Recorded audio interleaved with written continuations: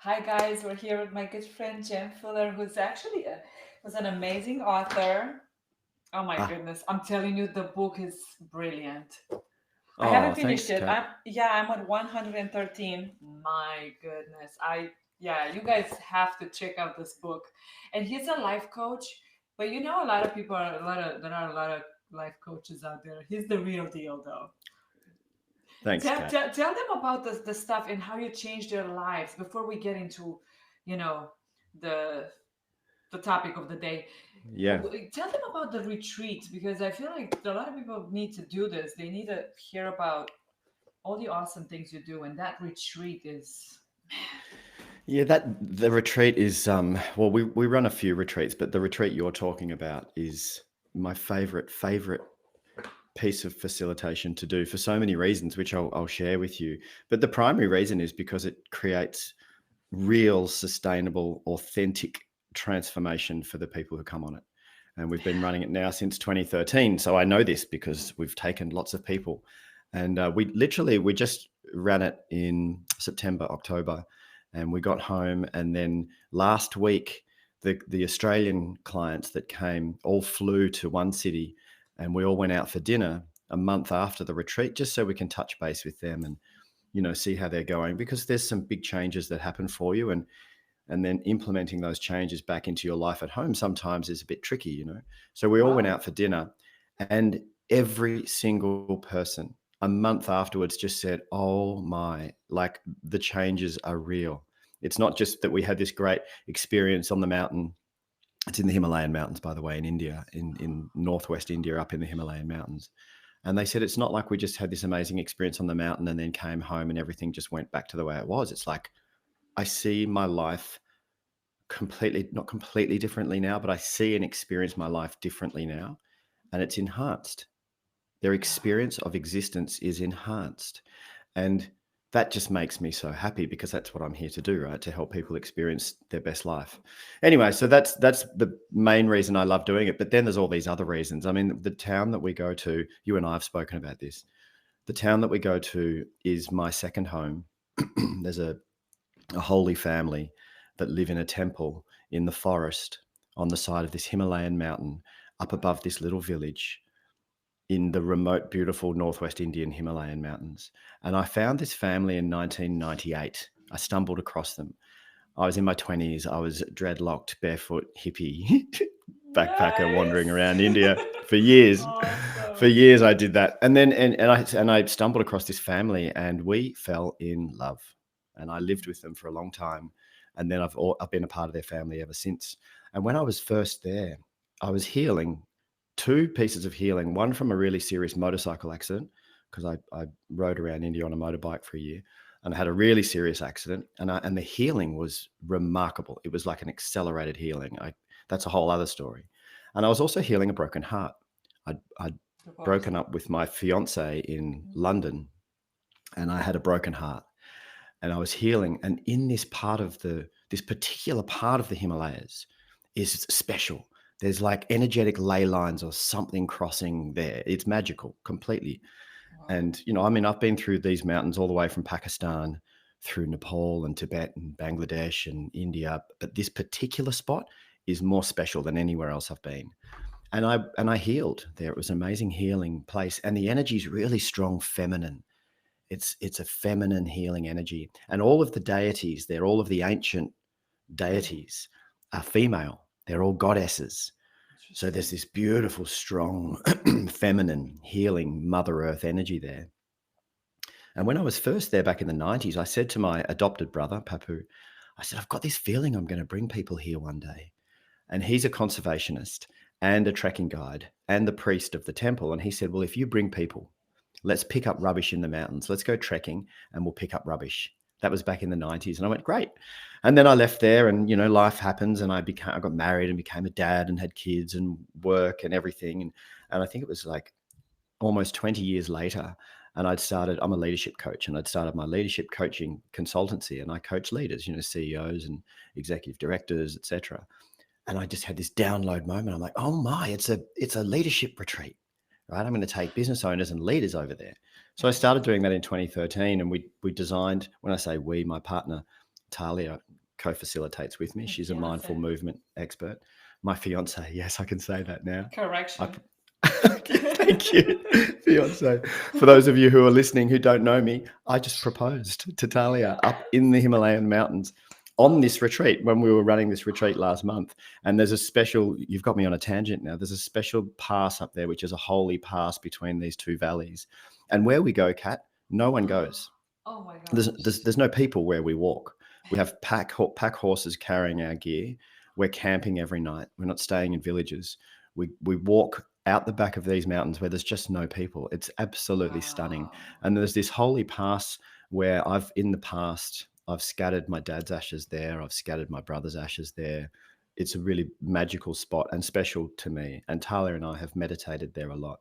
And anyway, when we were there last month, I asked her to marry me, and I'd had a ring made using the The sapphire and ring the is diamonds. beautiful. Yeah, Yeah.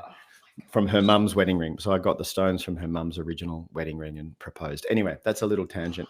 But so there's this other really personal reason that I love running this retreat is because it's my second home, and it's beautiful. It's absolutely stunning. And so now we've built out the program to a high end transformational experience.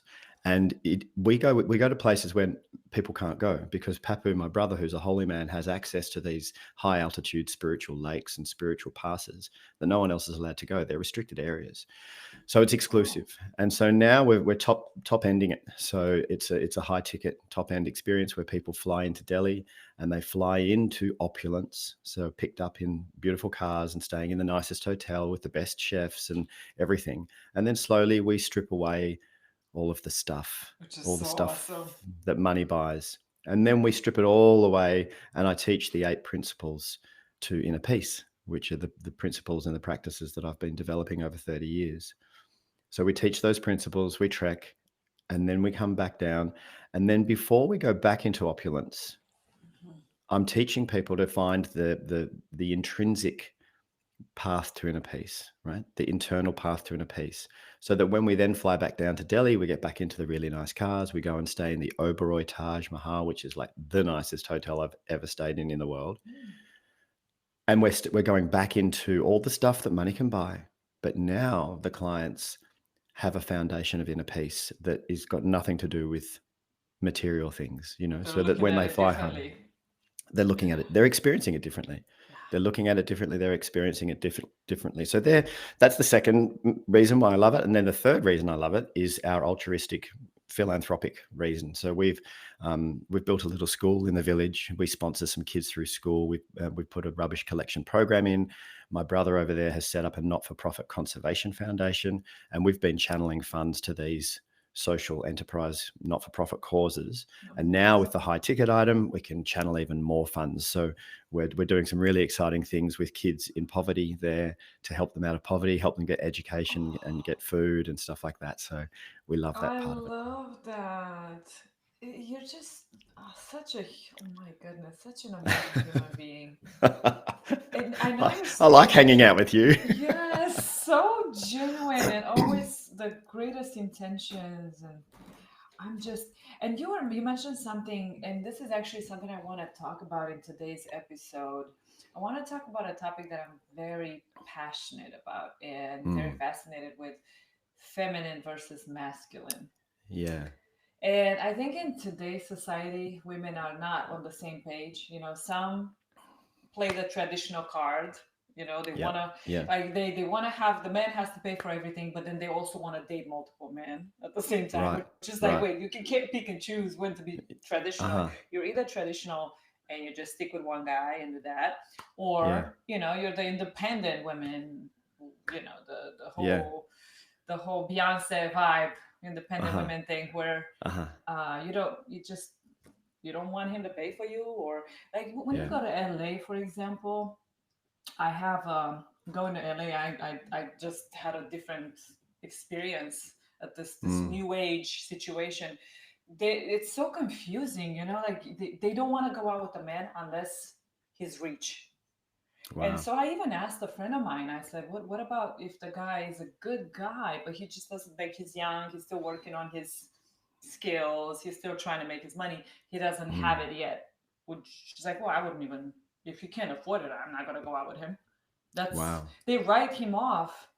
Yeah. And they were like, well, what about you? I was like, if I were single and I would date, I would date somebody right now. Mm, And he didn't have the money. It's okay. If I have mm, it, we're fine.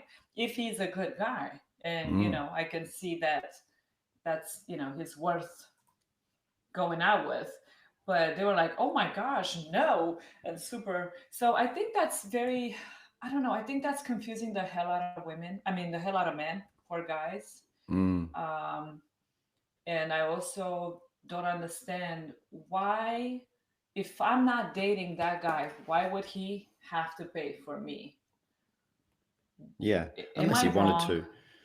No, I don't. I don't. Look, I don't think there's any right or wrong. I think, people are attracted to different things. I think if someone, and look, I understand if we trace it back, through evolution and understanding the attraction between males and females, and of course, Right. this conversation includes all people, all gender, all everything, and also just if we can just say this now so that we don't have to say it again, masculine and feminine energy, we all have access to both, right?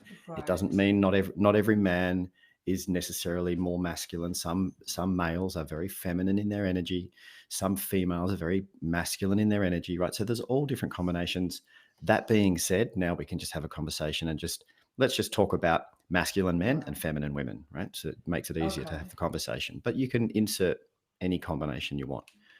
But if we go back through evolution, the reason the female is more attracted to a male who is wealthy is because initially the female is looking for a mate who can put a roof over her head and food on the table while she's pregnant and reproducing and raising children. So this, they want to feel secure. They want some security. I think it's just become warped now, where you've this woman you were talking about who says, "Oh no, I'm not going to even look at him unless he's rich." Right. So it's become distorted. And someone who is only attracted on that two-dimensional level, they're never that's as shallow as their relationships will ever be. When if they stay on that shallow surface level of you got to be rich, that's the relationships that they experience will only ever be that shallow, right? To experience a truly, truly deep, conscious connection with someone, it's got to be more than money, right? Um, and so, but you can still, the feminine is still attracted to the masculine. So a woman is still attracted to a man on a mission, right? Because it's a very attractive thing to see a man who's focused and driven, and he's on a mission to do something, right? Whether it doesn't need to be saving the world, it can be I'm on a mission to grow this business or record this album, or I'm on a mission to help that community, or I am on a mission to build a huge company and create financial abundance, right? But a man on a mission is an attractive thing. True. Exactly. It's one thing to go out with a guy who's a bum, has no aspirations, doesn't have any motivation in life, and Yeah. then he also is broke. So it's like, okay, maybe he really, yeah, Well, I'll pay him yeah. dinner, but I'm not gonna go out with Yeah. him because he No, just because doesn't. it's not sexually attractive. We're talking about Exactly. sexual attraction, right? And the masculine and feminine energies are attracted to each other. It's the polarity there. So you Mm-hmm. in a relate for a relationship to work, you need to have some things in common. So you both enjoy watching the same type of movies, or you both like going for ice cream, or you both like walking on the beach, or so you have the things in common. That's the relationship part. But then the polarity is the masculine, feminine magnetic charge. That's where the attraction comes in, right? And when we understand the different energies, we can play with it. We can charge that polarity. Like if I see Talia is in her feminine energy, then I'm turning on my masculine, right? And I'm Mm-hmm. becoming really present for her, really grounded and really like a rock for her. And if she's in her feminine and she's expressing herself, and she's like, very emotional, then I don't kind of walk away and go, I'll give you some space. I lean in, right? I'm going to sit still and lean in and just listen and But sit and let still her though. express herself. Sit still. Quiet. Just sit still, but be really Yes. present. Don't switch Yeah. off. Just be super present, and don't take it personally. Don't Yes. don't take it literally. Just sit there. Smart Because guy. because guys take it literally, because Kat, the True. masculine, speaks literally and takes things literally. So if the guy comes home and you say, "How was your day?" and he says fine, he means fine. It means not bad, not great, just fine, right? If it was shit, he'll say it was shit. If it was great, he'll say it was great. Right. He speaks literally, right? But the feminine doesn't speak literally. She speaks expressively. She's expressing herself, right? And she speaks in code, Yes. right? She doesn't always say what she Yes. means, It's like right? fine. So What does he mean by fine? Is that just was it yeah, like yeah.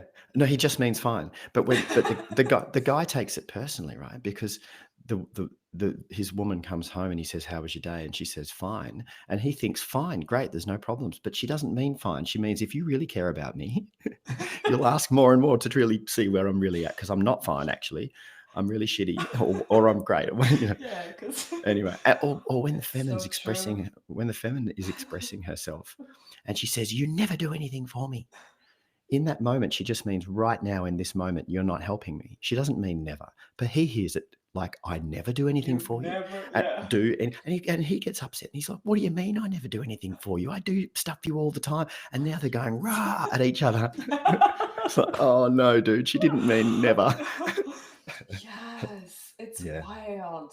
yeah. It's I'm actually like it's fascinating that you know all these different like all the differences, in the Well, I study this stuff. I'm fascinated in human behavior, and I'm fascinated in human behavior, and it's how I help my clients. I help them by helping them understand themselves behaviorally. Why am I doing that? Why am I feeling this? Why am I saying that? Why am I not saying that? Why is it not working when I'm trying to communicate with my team or with my partner, or so this is how I help people. And so yeah, I'm fascinated in human behavior, and I've been studying it for a long time. And I find it really useful because as you start to be able to read the matrix of human behavior, the code behind why we Mhm. do what we do, as you start to be able to read that and understand yourself better and those around you better, you just become a better person to be around. It's You're true. not so shitty all the time. It's You true. understand.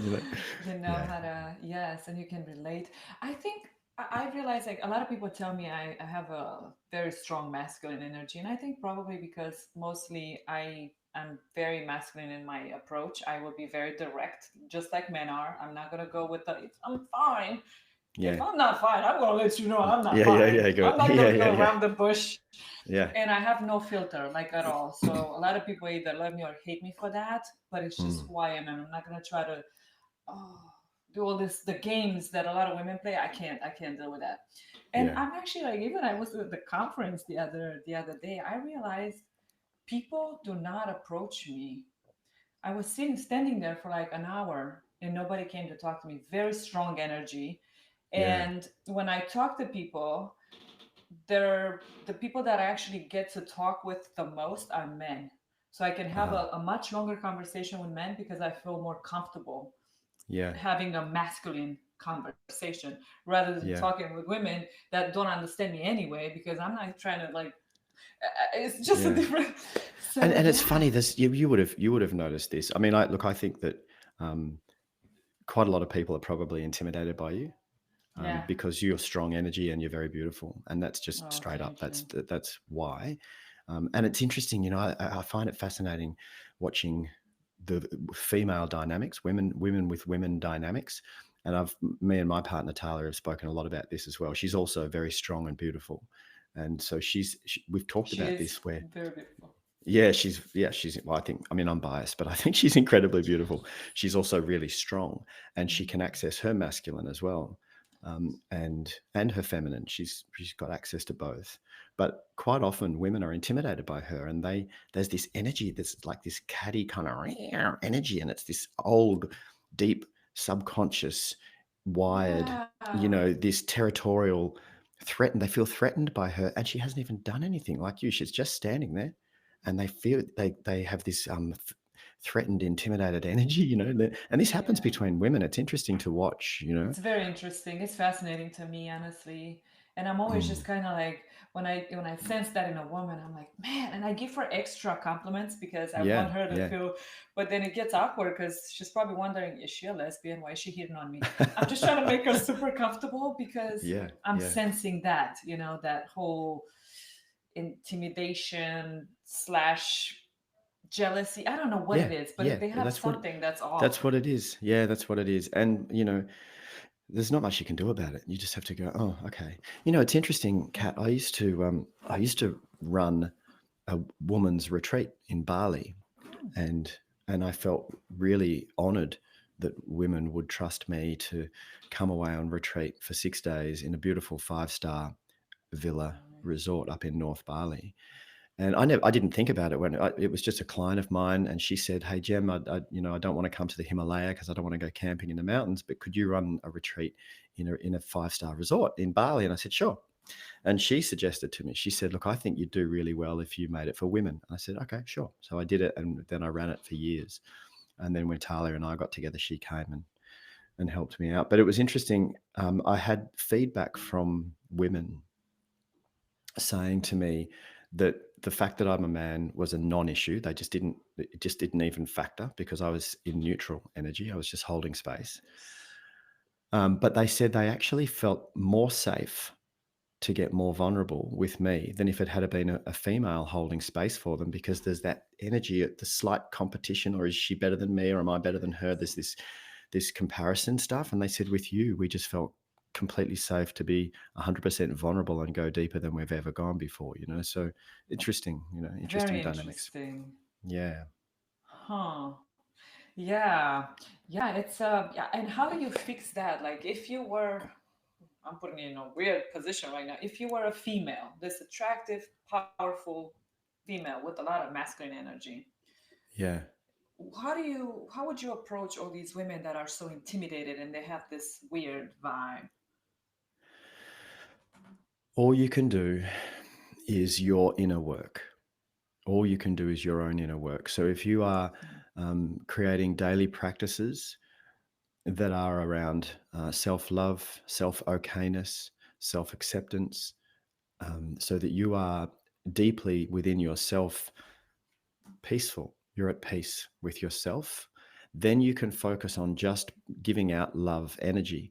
Now, in everything that you do, you can come from a place of love, kindness and care in everything that we do. And that's all we can do. Now, some people are going to take you, like I'm sure there are people out there who don't like me at all and say, oh, it's toxic positivity. He's always so positive. He's always so happy. He's always a blah, blah, blah, blah. That's fine. That's completely fine. That's not my business. And I know there's other people who say to me, "Wow, you're an amazingly beautiful, positive, peaceful person to be around," right? So, and there's the whole range in between. So people are going to perceive you however they do. That's not your business. Your business is just to curate this beautiful inner world of peace and love, and you just be yourself, right? Yeah, I realized on my days when I feel really just like you said, peaceful and just spread kindness and wisdom, that's when I get that successful moment with them. But when I'm Yeah, in that moment of like just shooting the shit, basically just yeah, yeah, being yeah, like straight up and yeah, yeah, yeah, that doesn't look good. So I always have to be super careful around these, these female groups where like I have to just be that wise one as opposed to, you know, being the yeah. direct, no filter, keeping it 100. You just gotta. It's very interesting and. Yeah, but also Uh, you will naturally attract your people, your tribe, your community will love you just the way you are. You're straight up when you're in your masculine, you're making shit happen and you're just shooting straight from the hip and you're just true. calling it how it is and you're making things happen, you're going for it. That energy, um, the right people will find that energy really attractive to be around. They're like, I want to hang out with you, do you know? Yeah. And the people that don't. So we're never going to please anyone. And I think it's awesome for a woman if it's natural and authentic for her. Not if she's trying to do it, but if it's natural and authentic for a woman to switch into her masculine, go for it. I watched Talia do it with her business. It's awesome. And then she can move into her feminine, and it's just a beautiful ability, to be able to do that as long as it's authentic. What I think is a Right. shame, I think it's a shame when women in the corporate workplace, for example, it's like this. It's changing. It is changing, but it's still so patriarchal. And for a woman to succeed in the corporate world, she's got to switch on her masculine, and she's got to Yeah. compete and fight and claw her way to the top. But so do the men, right? The men are all competing with each other for that promotion, and they're it gets all kind of scarcity, and I think it is changing, but it does need to change. We don't just need more women in leadership roles. We need more feminine in leadership Yes. roles, right? We don't need more women that have to be masculine. We need more Right. feminine in leadership roles, because the feminine energy, the feminine, the woman wisdom, the female wisdom is it's about it's about us. It's not just about me getting to the top. It's about us. It's about for the greater good. It's about community. It's about nurturing. It's that energy that the masculine doesn't bring, and we need more of it, Right. to be honest. It's so true. Okay. Well, what were you saying before I rudely interrupted you, John? Oh, that we need Like more feminine in the corporate world. we We need, do, uh, we do. We need more feminine. Yes, yes, of course. You know, look, I think the right people for the right roles. You know, I think mhm. we should promote someone into a role, or employ someone into a role who is the best fit for that role. It should be just off their capabilities, right? That's what I believe. But also I also believe that the whole structure, the whole system that has been very patriarchal, so Yeah. very, very masculine in its structure. I think we need more feminine just to balance it out. I'm not saying which the pendulums should swing all the other way over. We don't need to be extreme about it. We need to be balanced about it. But I think that in a boardroom, right? So when I'm in a boardroom with board members, or when I'm coaching an executive team and they're sitting around to create solutions to a problem, I'm Mm. encouraging them to allow intuition. I'm encouraging them to allow empathy or compassion or care, not just crunching numbers on what's going to make us the most profit. Like, let's be human. Let's bring some humanness into this. If someone's feeling an emotion and they're able to manage that, but be aware of what they're feeling and why, we should listen to that as well, right?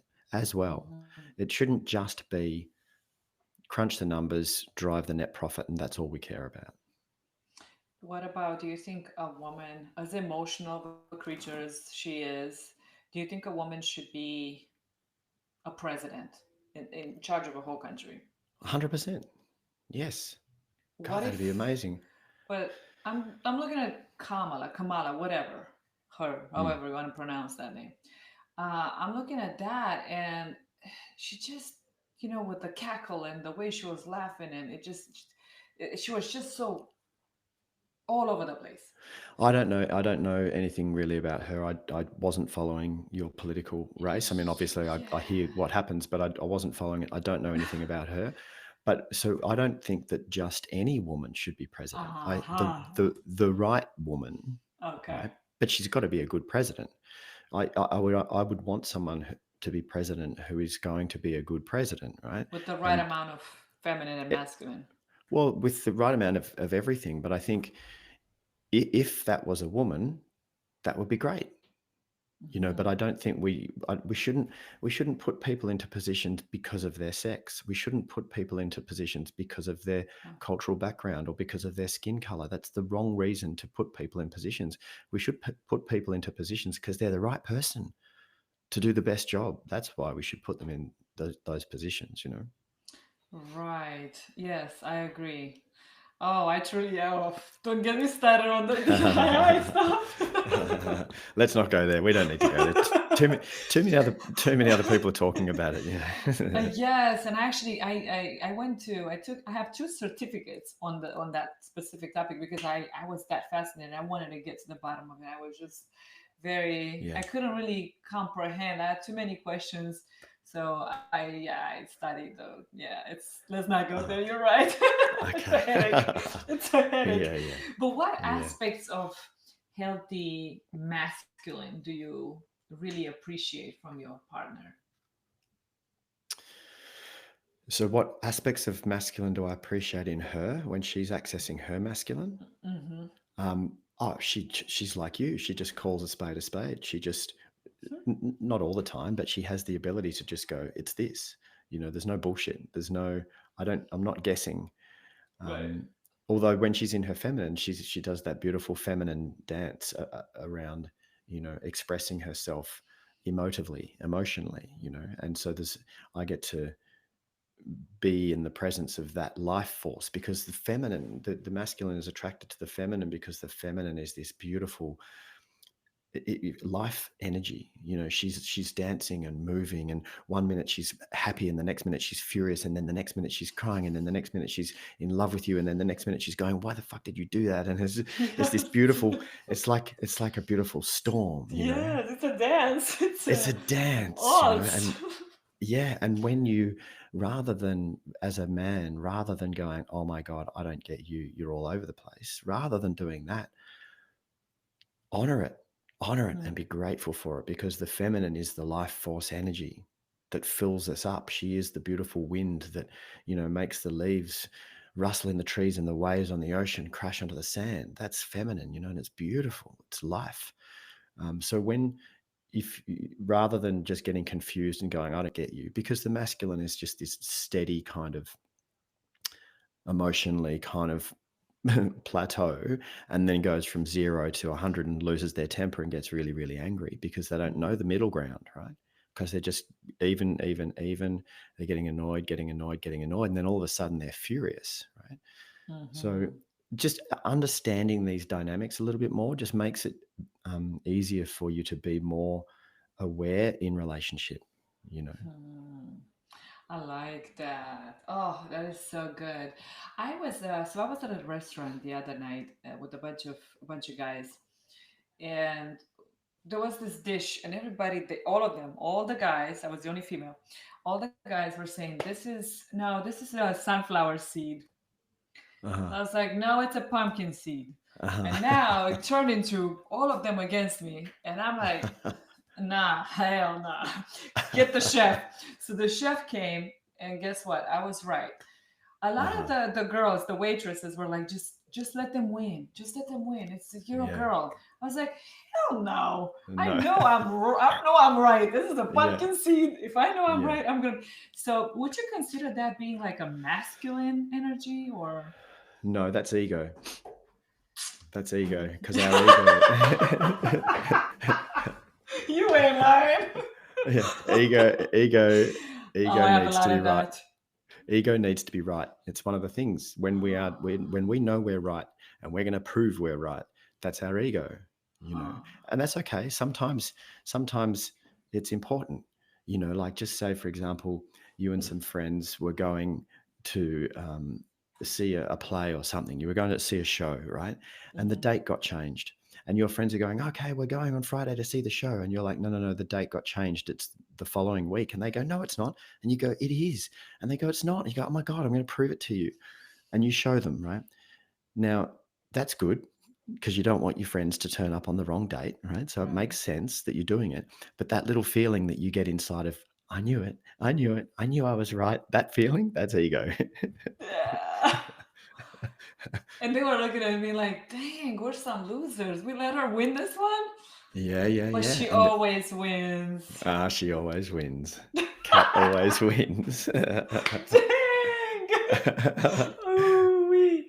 Yeah, that's good. But man, I have another question. So, what aspects of masculinity is the feminine most attracted to from your perspective?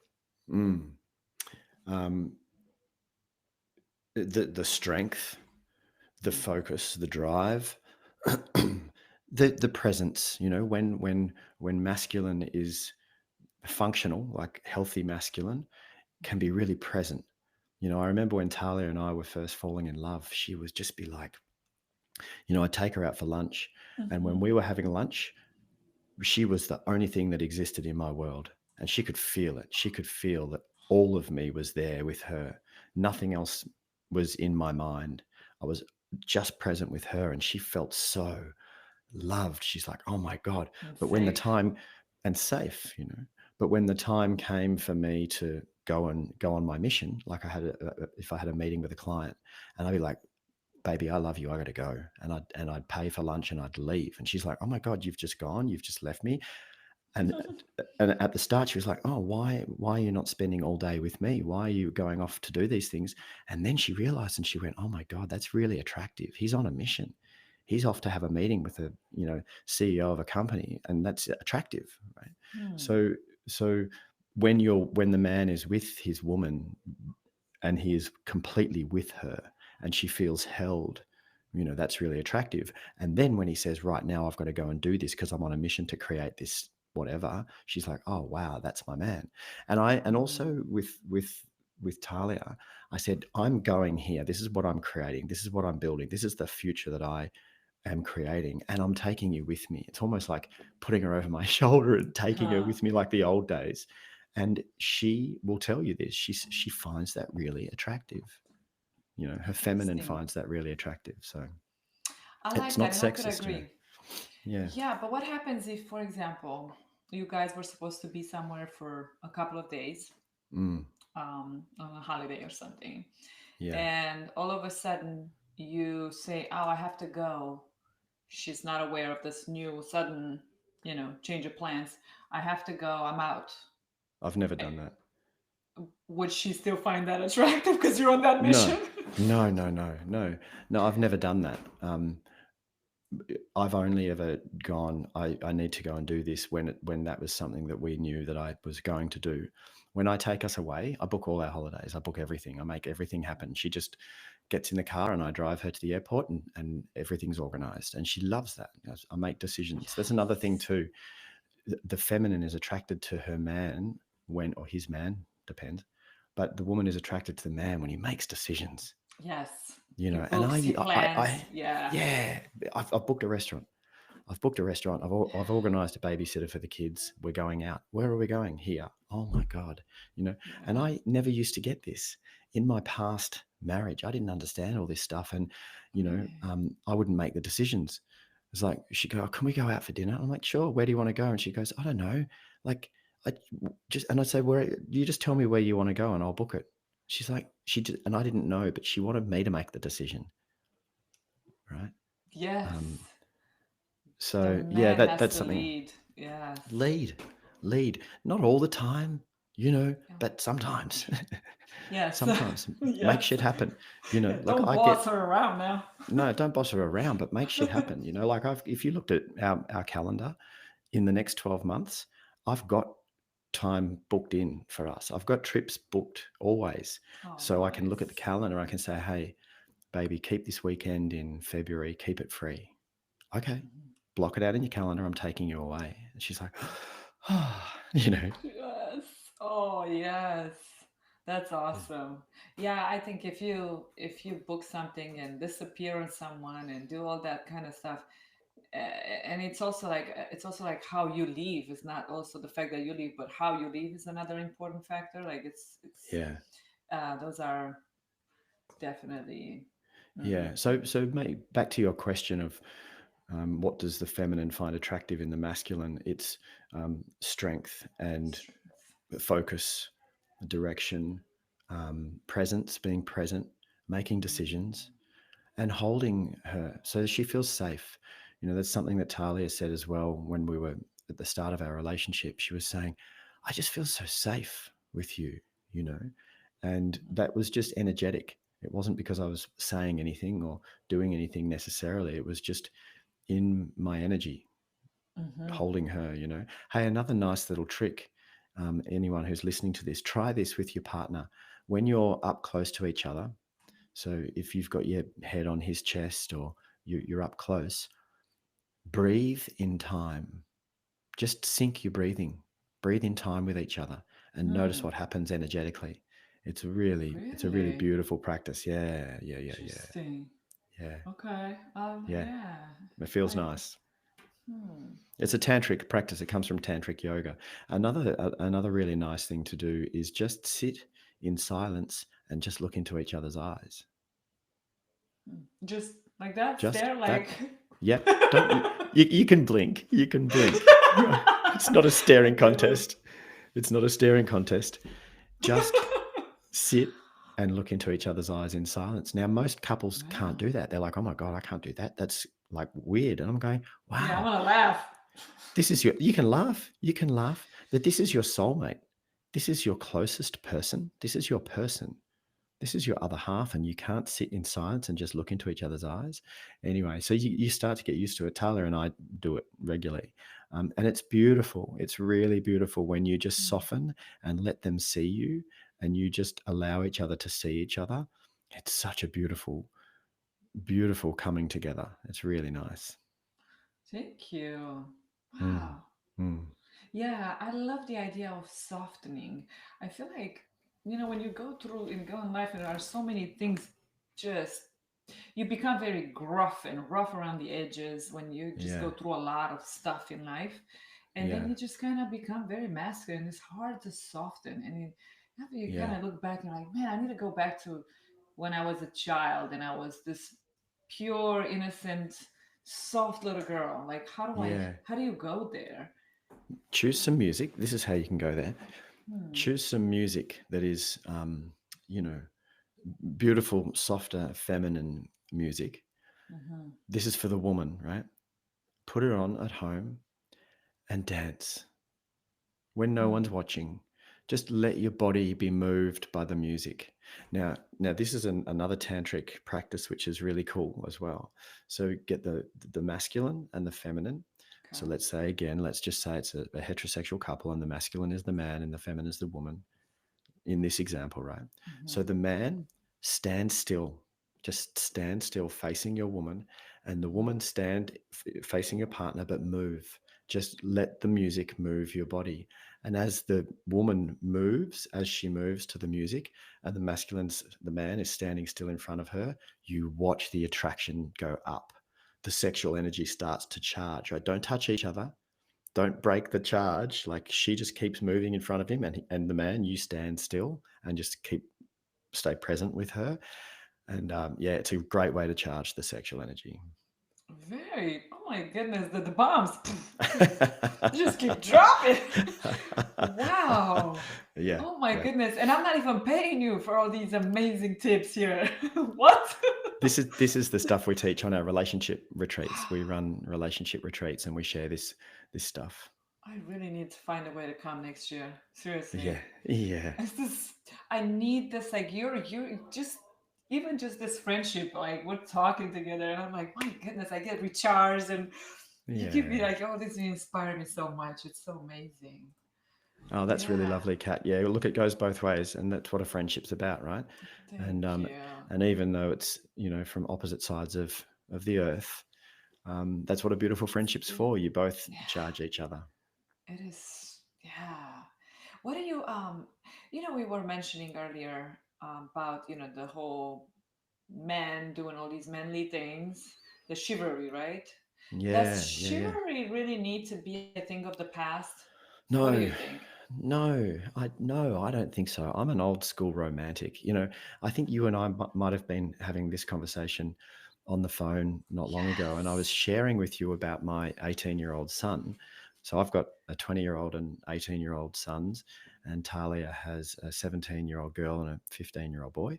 Anyway, my 18-year-old, he's been with his girlfriend for I think a year and a half now. They're completely in love with each other. It's really cute, and he is chivalrous, right? Love it. He opens doors for her. He serves her first. He looks after her. He's always making sure that if she's got what she needs, he opens the car door for her. He opens the door into the restaurant for her, etc. Right? And someone said to him the other day, you know, that you're being sexist. You're treating her like she's weak, opening the door for her. And he pulled them up. He's full alpha male. He pulled them up and he went, no, you don't understand at all. He said, I'm not opening the door because I think she's weak and she can't open the door. What are you, crazy? I'm opening the door for her because I love her and I respect her and I honor her and I want to show her that I'm thinking about her. I have goosebumps Yeah. again. This was my 18-year-old son. And I was just like, yes, Wow. that, you know. Yes, such a proud moment, huh? Oh, Totally. when I'm walking on the side of the street with Talia, I always put her on the safest part, the closer to the sidewalk Amazing. than the road, because if a car, don't want her to get hit. I'm protecting her, right? And it's not because I think she's weak. It's because I love her. You know. Yes. Yeah. So this is let's talk about this is a guy that does all these great things. Very, chivalry is opening the car doors. He's opening all the doors, Yeah. doing Yeah. all Yeah. these things, but he Yeah. cannot afford a dinner. Should an LA girl disregard this poor guy just because he can't afford dinner?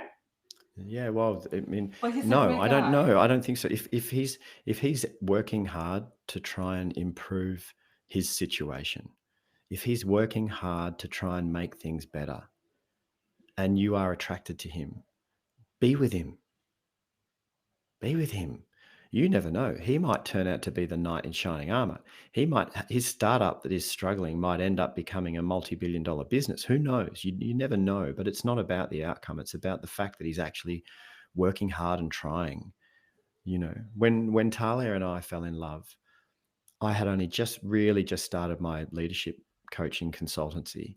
I wasn't earning much money at all, but she saw how hard I was working. She fell in love with me, and she saw that I was Your good at what I heart. do, and she fell in love with me, and she believed in me right from the word go. She always said, "I believe in you. I believe in you. I believe in you." And as I've grown my business, she's like, "I've always believed in you," and that was amazing for me to have this beautiful, gorgeous woman who was just there saying, "You got this." And I was out there going, "I know, I'm creating this, I'm doing this." Always been on a mission. Um, and she runs her own business too, right? She's been building her Pilates, yoga, strength business as well.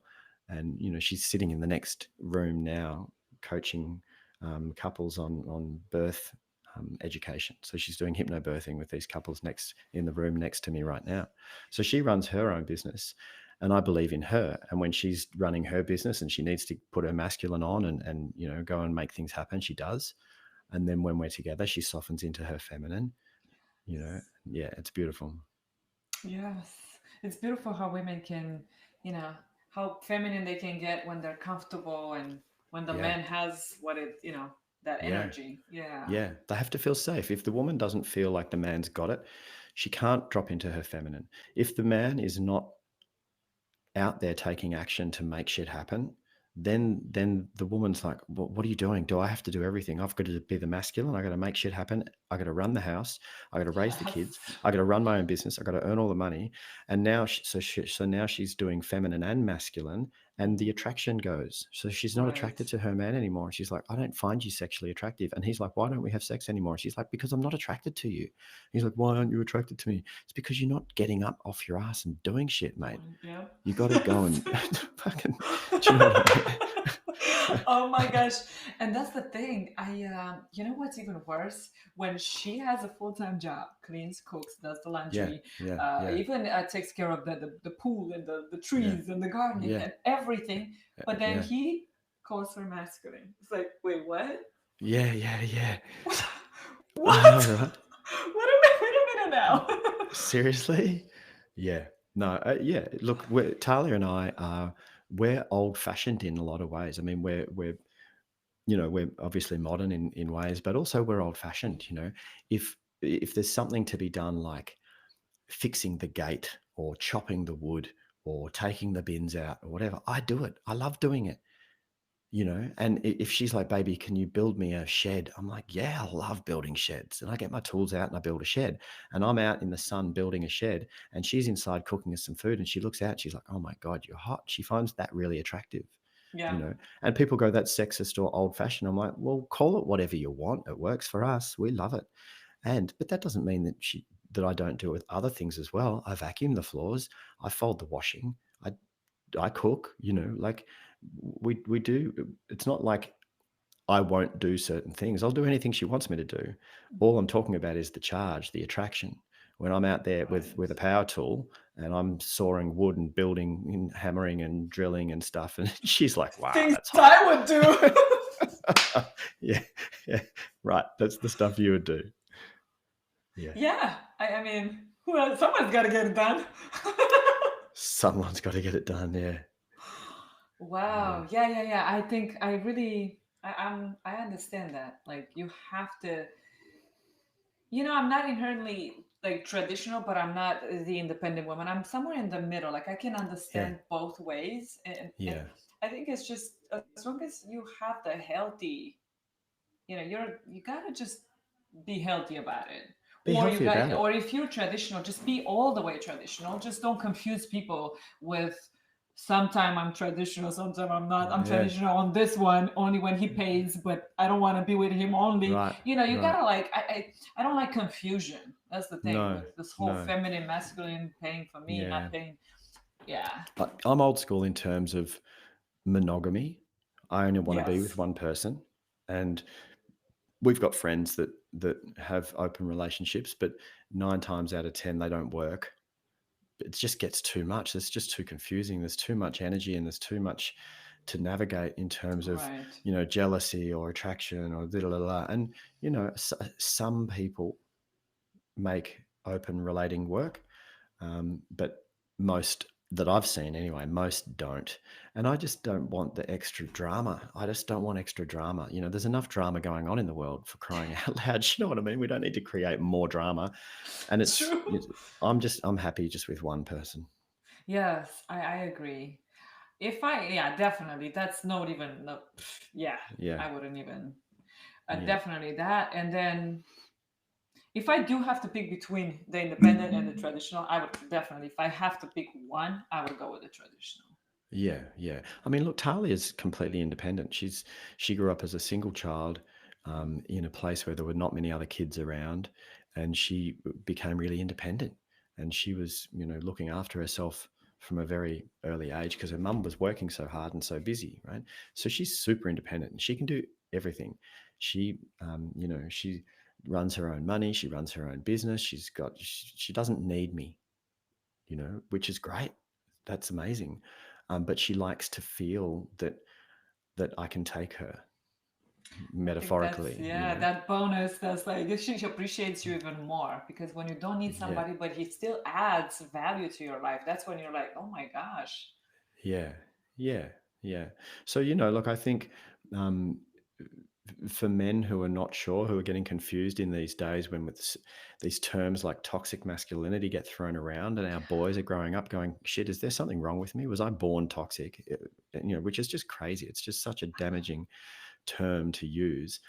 But for boys who are like going, what am I supposed to be?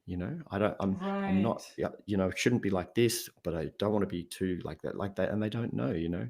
And so to young men who are listening to this, you don't need to try too hard to be anything because you are naturally already a man. You're a male, right?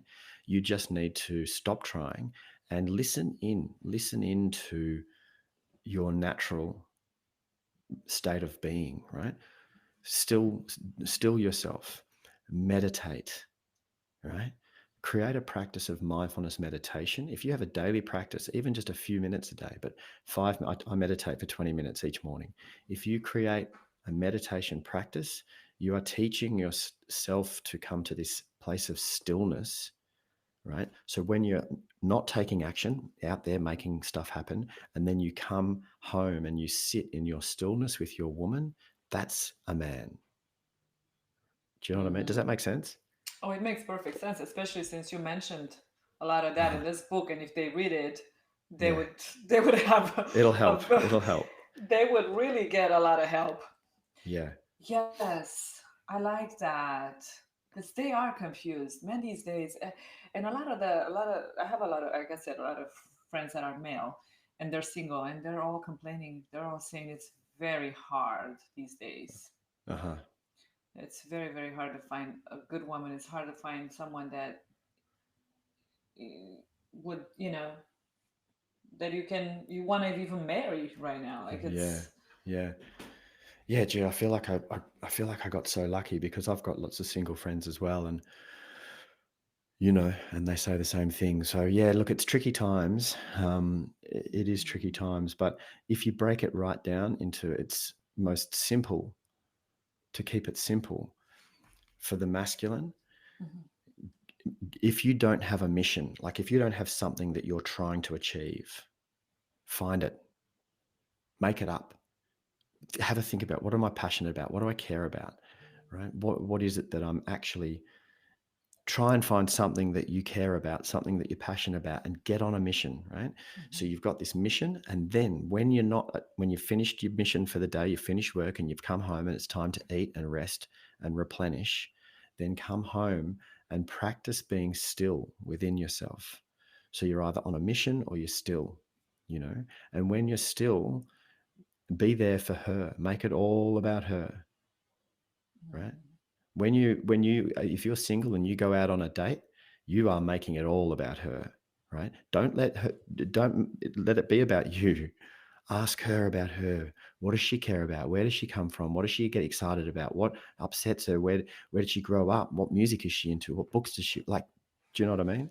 Yes, I know exactly what you mean. Yes, that's Yeah. amazing advice right there.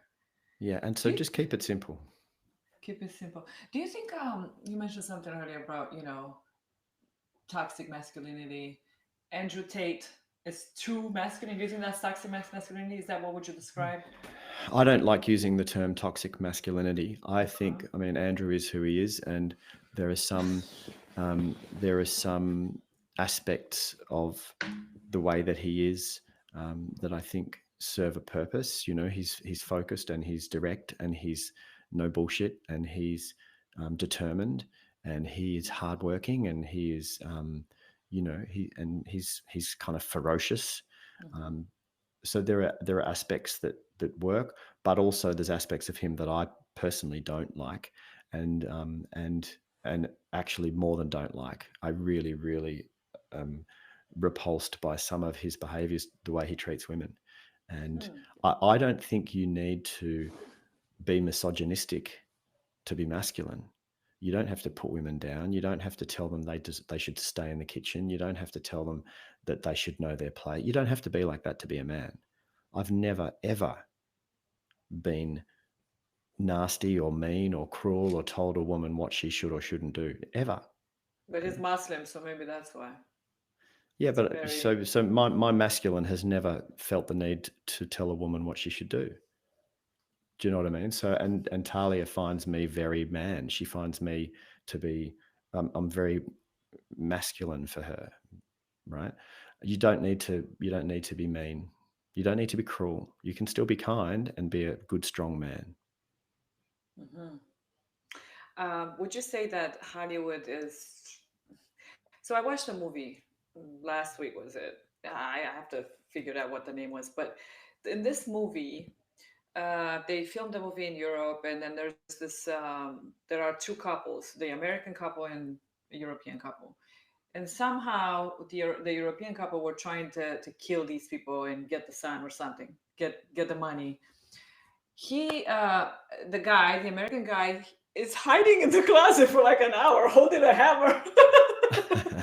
While the woman was killing everybody. She was the so I'm trying to think like what is Hollywood doing? Like this whole emasculating there Yeah. there's I think they're trying to say that women can be strong, right? but it's to a Um, point where it's ridiculous. but the It's man just doesn't have to be weak. You know, like yeah, yes. It's so yeah, much. I was like, oh my god, I can't watch this movie. It just went too far. Like they yeah, had to yeah, make the man pussified to the level of. yeah, I mean, come on, it was embarrassing. But they yeah, do yeah, that a yeah, lot, and if you pay attention, a lot of the Hollywood movies, they now there's like, oh, the woman is the president, the woman is this, the man is lower, the man has to be emasculated. And like, wait, yeah. wait, wait, what are we going with this here?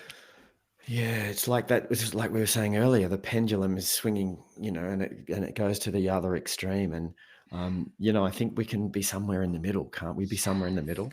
And look, I think there's aspects of what different people say that works. I mean, some of the things that Jordan Peterson says are brilliant Mhm. and I love really him. really understanding of human psychology and energetics and dynamics and history and everything. Some of the things he says are amazing, and some of the things he says because he's very passionate and people take him the wrong way. But there's it's the reason that 95% of bricklayers are men is not because women are not allowed to be bricklayers. you know Mhm. it's just because it's a more masculine job. you know. Right. And some women love it, and that's great, and that's awesome, you know. It's interesting, you know. A friend of mine, she came away to India with us just recently, and she also has her own podcast, and she's awesome. She's I'm going to say ex now because she's hasn't had a fight for a while, but she was a professional boxer and super fit, cut, fit, strong, mean, kick-ass boxer, right? Very masculine. But a real And female, right? Not a trans. no, real, yep, she was born female. She's a chick, born like that way. And a fighter and a boxer and a PT, a trainer, and really cut, really muscular and everything. Awesome. Love it a bit. And she came away to India with us and she started to peel away the layers of why she's like that, you know, Hmm. why she's been fighting her whole life. And I'm not going to share her story because it's her story, but she started to soften into rediscovering her feminine. Wow. And she's come home and she's stopped fighting, which is not neither. If she wanted to keep fighting, that's great, that's fine. But she stopped fighting. She still trains, but she started allowing herself to soften. You know, Nice. she's wearing more feminine clothes. She's doing her hair a little bit. She's making herself, you know, feel beautiful and soft and feminine and a bit more emotional and, you know, and just enjoying that aspect of herself as well, you know, and that's beautiful. You know, she's Hmm. really enjoying that journey. You're gonna hate me for asking this question, but do you do you, do you think that certain women that go the route, that masculine route, were to basically becoming lesbian, right?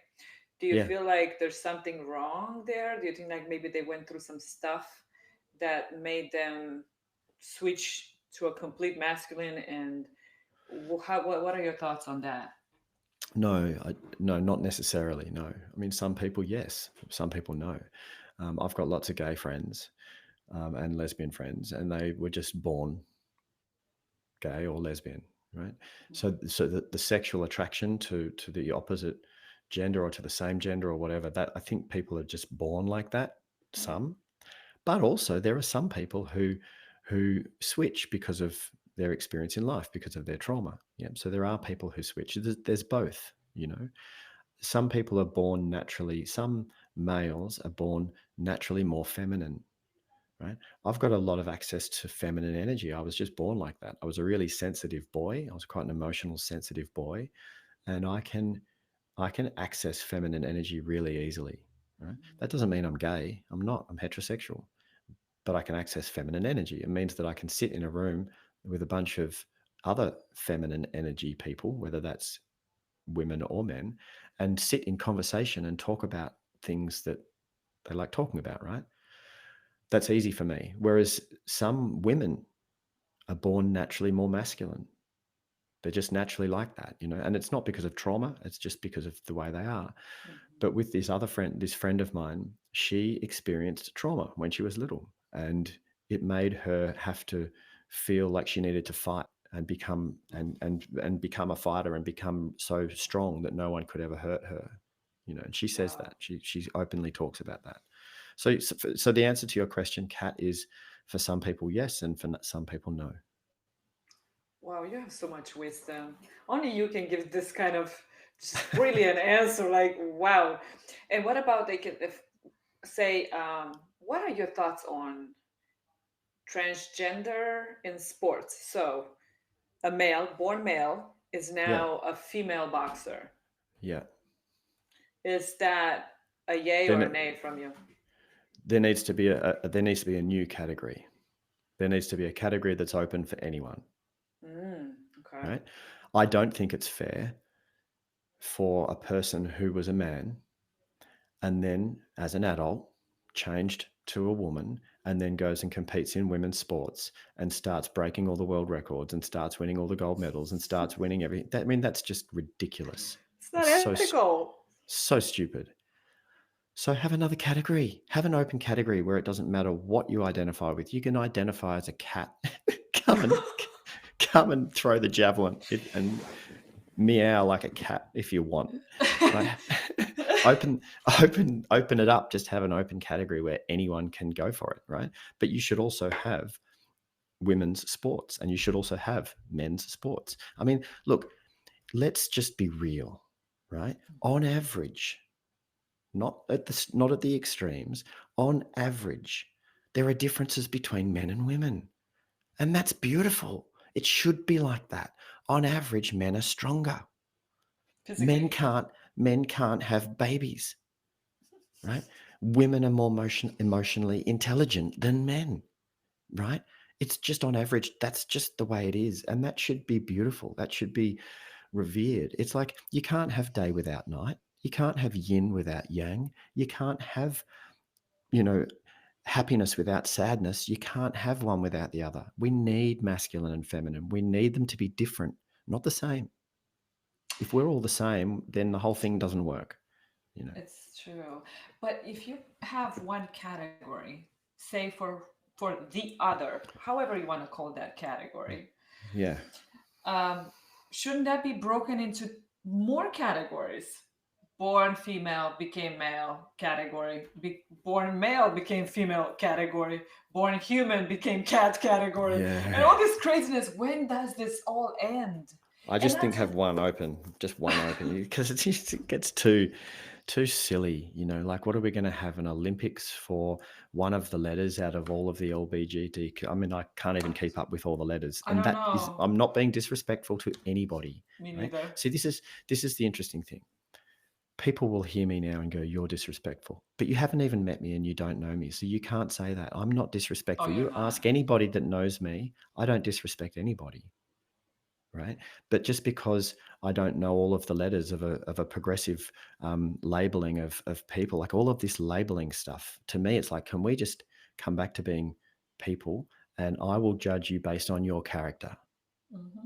right? When we sit together, and if you say to me, "Hey, Jem, can you please refer to me in this way? Can you please use this pronoun, or can you please call me this name?" Sure, I don't mind. I'll call you whatever you want. But if we haven't met, and I see you walking down the street and you look like a female to me, and I'm talking to my friend and I'm talking about you, I'm going to say her, see her over there, or look at the way she's doing that. I'm going to use the pronouns to describe you when I don't know you, but you can't get upset with me for that. If you prefer to be called him or they, and I don't know that, I'm not being disrespectful.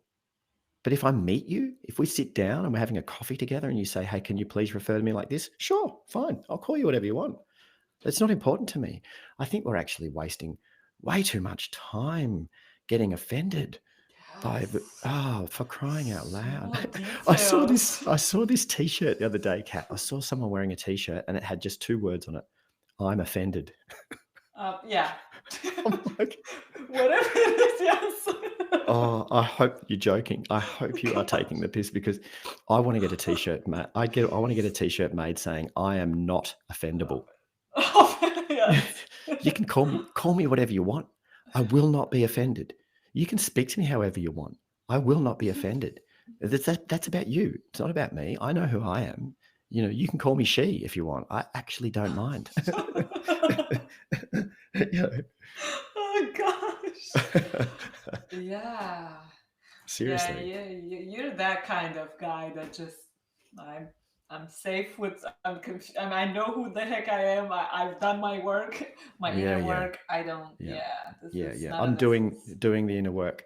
I've been doing it for a long time, but it's not something that you do and then you tick a box and you stop. You know, my daily practices of meditation, of affirmation, of the stuff that I do, I'll always do it. Hmm. You know, my positive Yeah. affirmations to myself, the mirror work, when I look myself in the eyes in the mirror, and you know, look at myself and say, "Hey, you got this. I love you. You're a good bloke." You know, we say Bloke. bloke, I bloke. love We it. say bloke in Yes. Australia. You're a good bloke. Get out there and go and do your good work, right? You got this. And that's, people might think that's crazy, but that's part of my practice, you know. So I'm always going to do that. Yeah, because we evolve, we constantly change. So you have to constantly work on that. And Yeah. it's not Yeah. a done deal, done in, Yeah. It's like if you like doing yoga. right? You don't get good at yoga and then stop.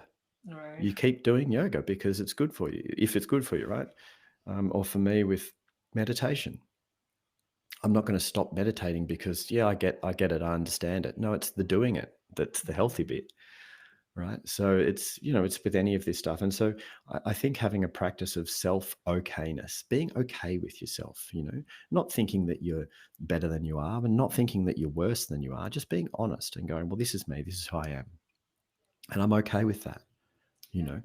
And yes, I'm hopefully going to keep evolving and growing and learning and improving, hopefully. But right now, in this moment, right now, radical self acceptance.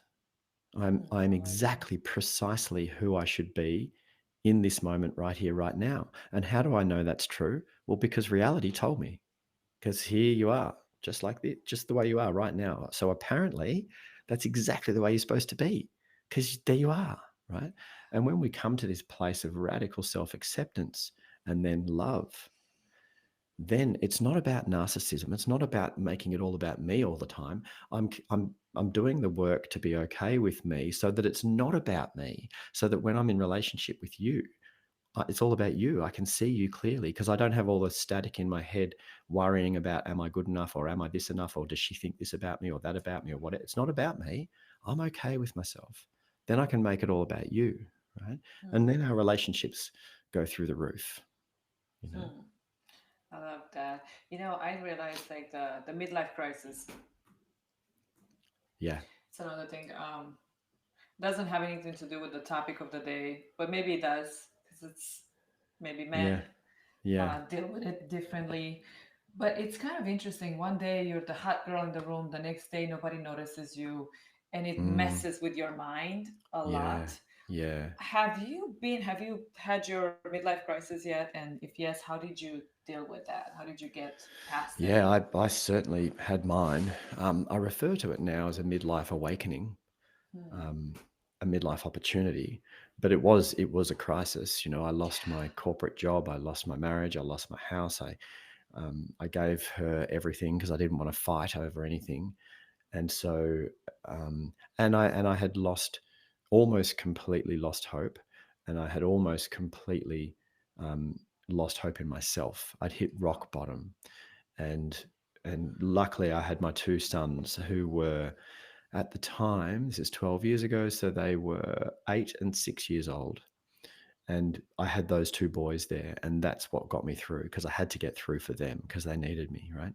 So I'm so Wow. grateful that I had those two sons.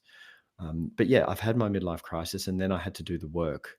And the work was the affirmations, the work was the meditations, the work was the self care, the self love, the exercise, the eating healthy again, and etc. Just doing the work. But it's interesting because I have these conversations with Talia. So Talia is 44 years old, and she is approaching that period in a woman's life where she's going, oh my God, because I still think she's the hottest woman in the room. I honestly think she is. Talia, you are hot. She is. You're Yeah. right. Yeah. It's But beautiful. she's approaching that time that you were talking about where you go, hold on a second, I'm not the young hot woman in the room anymore. Yes. And I'm getting grey hairs and I'm coloring them. And what am I going to do? And approaching perimenopause, which is on the not too distant horizon. And for a lot of women, that's really scary, because your sense of Very. identity is changing. It's like, oh my God, but who am I if I'm not that? And there's a friend of ours is doing a lot of really beautiful work with perimenopause and menopause and bringing awareness around it because men don't even know what's going on, and women haven't been allowed to talk about it, Right. and the media doesn't talk about it. We just push it under the Nothing rug and useful.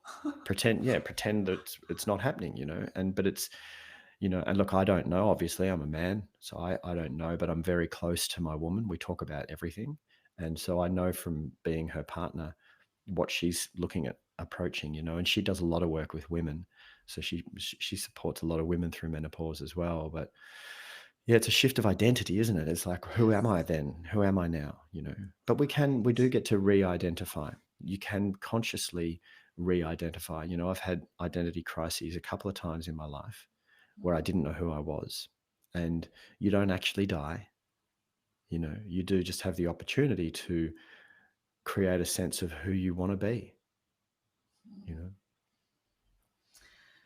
Yeah, it's, but what if, I guess, yeah, you gotta reinvent yourself, but what if at heart you're still young at heart, Yeah. but everything around you tells you, reminds you that you're no longer young.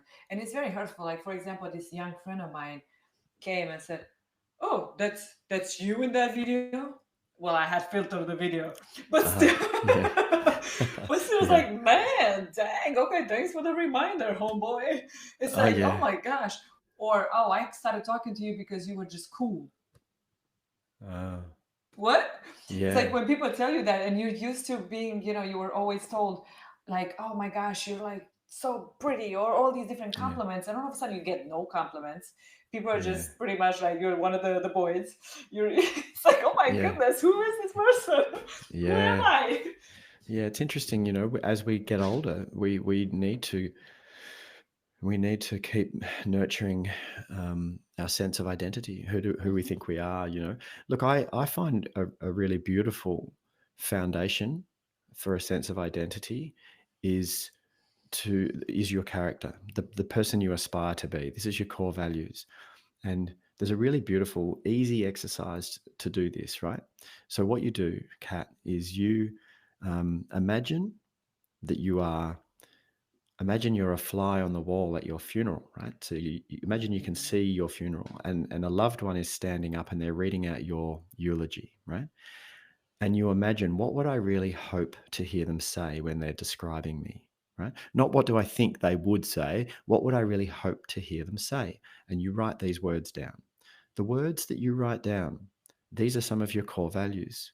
You know, you might hope that they will say, you were kind, you were a beautiful friend, you were generous, you were funny, you were hardworking, or whatever it is for you, right? Write those words down. These are your core values. Once you've got your core values on a piece of paper in front of you, put them into an I am statement. I am a kind, caring, generous, open minded, action taking man. That's my I am statement, right? This forms the sense of who I am, my core identity, right? Not the roles that you play, not so and so's wife or husband or coach or bus driver or surfer or whatever, not the roles you play, the quality of your character, right? And this I am statement, I am a kind, caring, generous, open minded, action taking man. The reason I know that off by heart is because I say it out loud every day. That's awesome. Why do I say it out loud every day? Because when you say it out loud, this is affirmation work, right?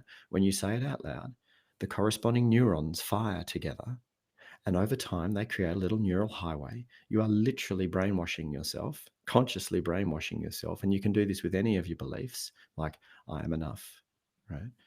So now I've got this neural highway that fires, that is my sense of identity. And when you have your sense of identity based on your core values, it doesn't matter as you get older and more gray. It doesn't matter when your skin starts to become a bit more saggy. It doesn't matter, because that's got nothing to do with me being kind, caring, generous, open minded, action taking, right? So my values, I can live my values every day, regardless of how old I am. So my sense of identity stays healthy. Hmm. I love that. Mm. I'm gonna write this down. Yeah, do it. Yes, I And then the definitely next can time we see. chat, you can tell me. Yes, I can totally see them say generous. That's one thing I think at least one person would say that at my funeral. But Oh, you are yeah, generous. You are very generous. You're so in, generous. in real life, I think if you meet me in real life, yeah. But I feel like I haven't done for you. I haven't done anything. You deserve Oh so much, no. so much. No, no, no, no. You've been so helpful for me. You invited me into a community. You invited me into an online community. You promote my work. You know, you're there for me if I ever need anything from you. You're right there. You're on the other side of the world, and you're there. You know, if I ever needed to talk with you about something, you'd be like, yeah, sure. And all the things Oh, you do for people, You know, like you drop everything. You pick up your girlfriends from the airport. You help someone. You know, you organize a Uber for someone who has to get there somewhere in an emergency. You know, you go and feed homeless people on the streets, for crying out loud. You are such a giving, thoughtful, kind, caring, generous human being, right? I You know can't that's top true. you though. You're on a whole other level. You inspire me. That's the thing. That's why I'm trying. I'm That's trying. good. Yes, you sure That's good. do. And it's just that spirit, that tranquility in your just your energy is so relaxing. Yeah, I Mm. feel like there are those people that they energize you, and then those like the givers and the receivers. I feel like you're the one that receives people's energy, and then you're out Uh-huh. there like drained and exhausted because you pretty much just gave this person like the best energy, and out there, and you're just exhausted because you've given. You're a giver. I think that's kind of how I feel about you. You're one of those that Yeah, thank give. you. Yeah. I've figured a way to not get exhausted, Mm. right? So I give you right. I give a lot. Um, I've got better at receiving because I had to learn how to receive, but I do give a lot. But I don't get drained because the energy that I'm giving is not really mine. I mean, it's flavored through me, but I'm tapping into source, right? And source energy is infinite, and it's clean, and it's clear, and it's beautiful, and it's not adulterated. And I'm tapping into source energy, and then it comes through me, so it gets a bit of a gem heart flavor, which is the kind, caring, generous, loving stuff, right? But it's not my energy, so I'm fine. I never get sick. I stay healthy all the time. I've always got energy. I wake up every morning. I'm like, right, let's go. you know, so so you don't need to worry about me getting exhausted. That doesn't happen. It's awesome. Like do that? Yeah, How do you plug yeah, like what you're into the doing, kind source? of. Yeah. So I just made this up, right, when I was younger, and to people who think this is too woo woo, well, you can just look at it like this, right? You can just look at it like it's just, quote unquote, air quotes, it's just my imagination. You can go, okay, well, I'm just using an imagination trick, right? But the power of the mind is phenomenal, right? So even if you are visualizing something, as far as your mind and your body is concerned, it's almost like it's a real thing anyway, right? So you can just go, oh, it's just your imagination. Or if you're okay with more spiritual woo woo stuff, you can start to understand that we do actually move energy, and that source is pure energy. That's what it is, right? When we break down atoms into the smallest pieces and particles, it's really just all comes down to energy. And so what I do is I imagine that I can open my crown chakra on top of my head, the energy spot. I imagine that I can open it like a portal. And as I breathe in, pure, clear, universal energy rushes down in through my crown, and it rushes down through into my body like a stream, right?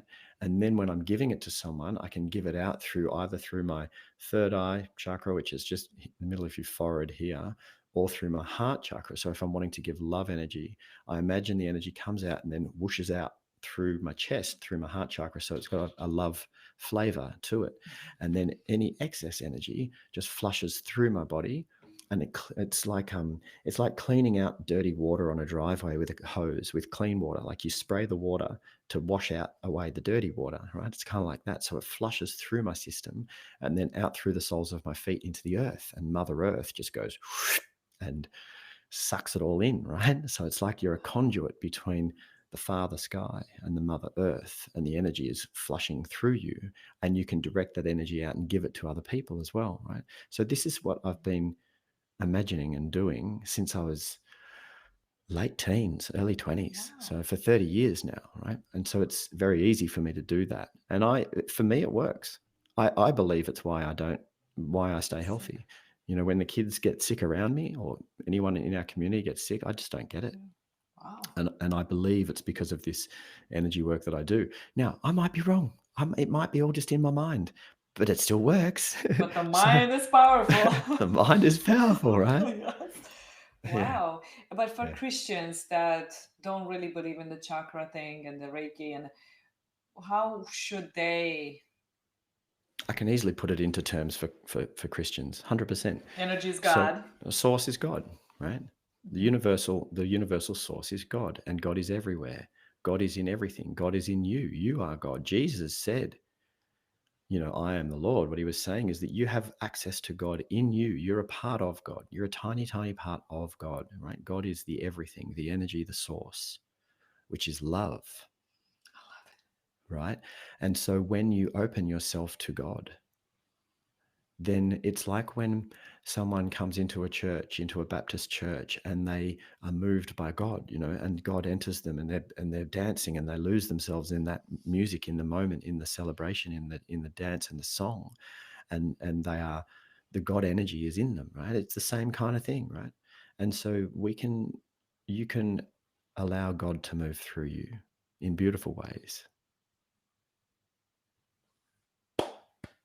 it. Oh my And gosh, standing ovation. by the way, Kat, as well, this is Mm, just what I reckon.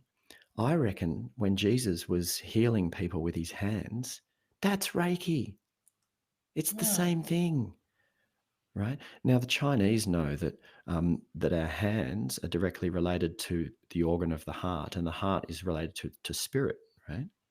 This mhm. is our access to connectedness, to being part of the greater system, right? Being part of God. And so when you bang your head, just say you accidentally bump your head on something, what's the first thing you do? You put your hand on it and you rub it, right? Because that's where the healing comes from.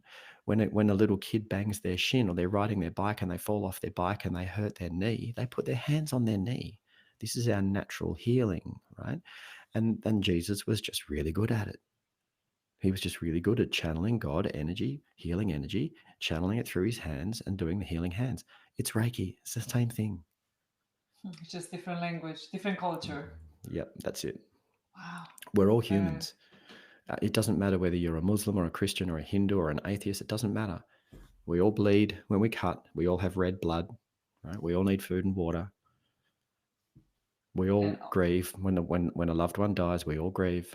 You know, we all, when we bump our head, we all put our hand on it, right? With the yeah. stuff that's just human. It's just human. And I think in this world of division, like you're either Democrat or Republican, and if you're one or the other, then you hate each other. That's just so ridiculous. Or you're Muslim or Jew, and if you're one or the other, you hate each other. It's ridiculous. It's so frustrating. It's like, people, come on. We're Yeah. humans. We're all on this tiny little speck spinning around in the universe together, and life's short. And seriously, it upsets me that people get caught up in hatred and fear over stuff that doesn't matter. Yeah, sarcastically, all religions teach one thing. They all have one thing in common: love each Love. other. Yeah. Yeah. Love. Yeah. And Yeah. it's Yeah. like, wow, the one thing we need to, the one, like Jesus's commandment, the one commandment, to Yeah. love one another as I have loved you. And it's Yeah. like, why are we out here with the Republican and the Democrat and Yeah. finding more Yeah. stupid reasons to hate each other? Oh my Yeah, gosh. yeah. And isn't it funny that Jesus said, love one another like I've loved you? And then you get the Christian crusades where they go storming across Europe and into the Middle East and slaughter everybody. It's like, where did you miss the Jesus memo? You're a Christian. What's going yes. on? Yeah. Yeah. It's, You know? yeah. And all of the wars that we have now, even in this day and age. And Yeah.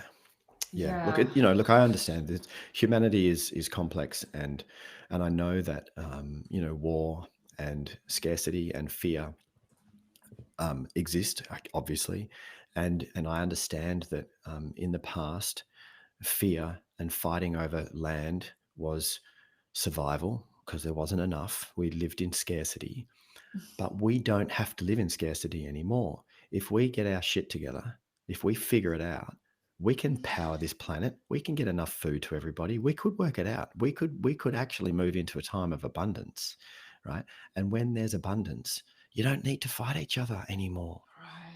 You don't have to, And I'm an optimist, so I like to believe that we have the possibility of tipping the scales of humanity in the right direction. I like to believe that. I might be wrong, Oh, but I'm not actually attached to the outcome, because at some point in time, humanity's not going to be here. We weren't here the other day, not that long ago. If you ask astronomers and cosmologists, they'll show you. yeah. Not that long ago, we weren't here. And, I don't think we'll be here forever. But while we are here, what does it look like? How do you want to experience life? And for Yeah. me to wake up and think, I'm going to do my best to try and help humanity evolve in the right direction, to help us raise our level of consciousness and love each other, I'm going to do my bit. And it might just be a little tiny small bit, and that's okay. But it feels good. I'm happy. I'm enjoying my Yeah. life. That's what matters.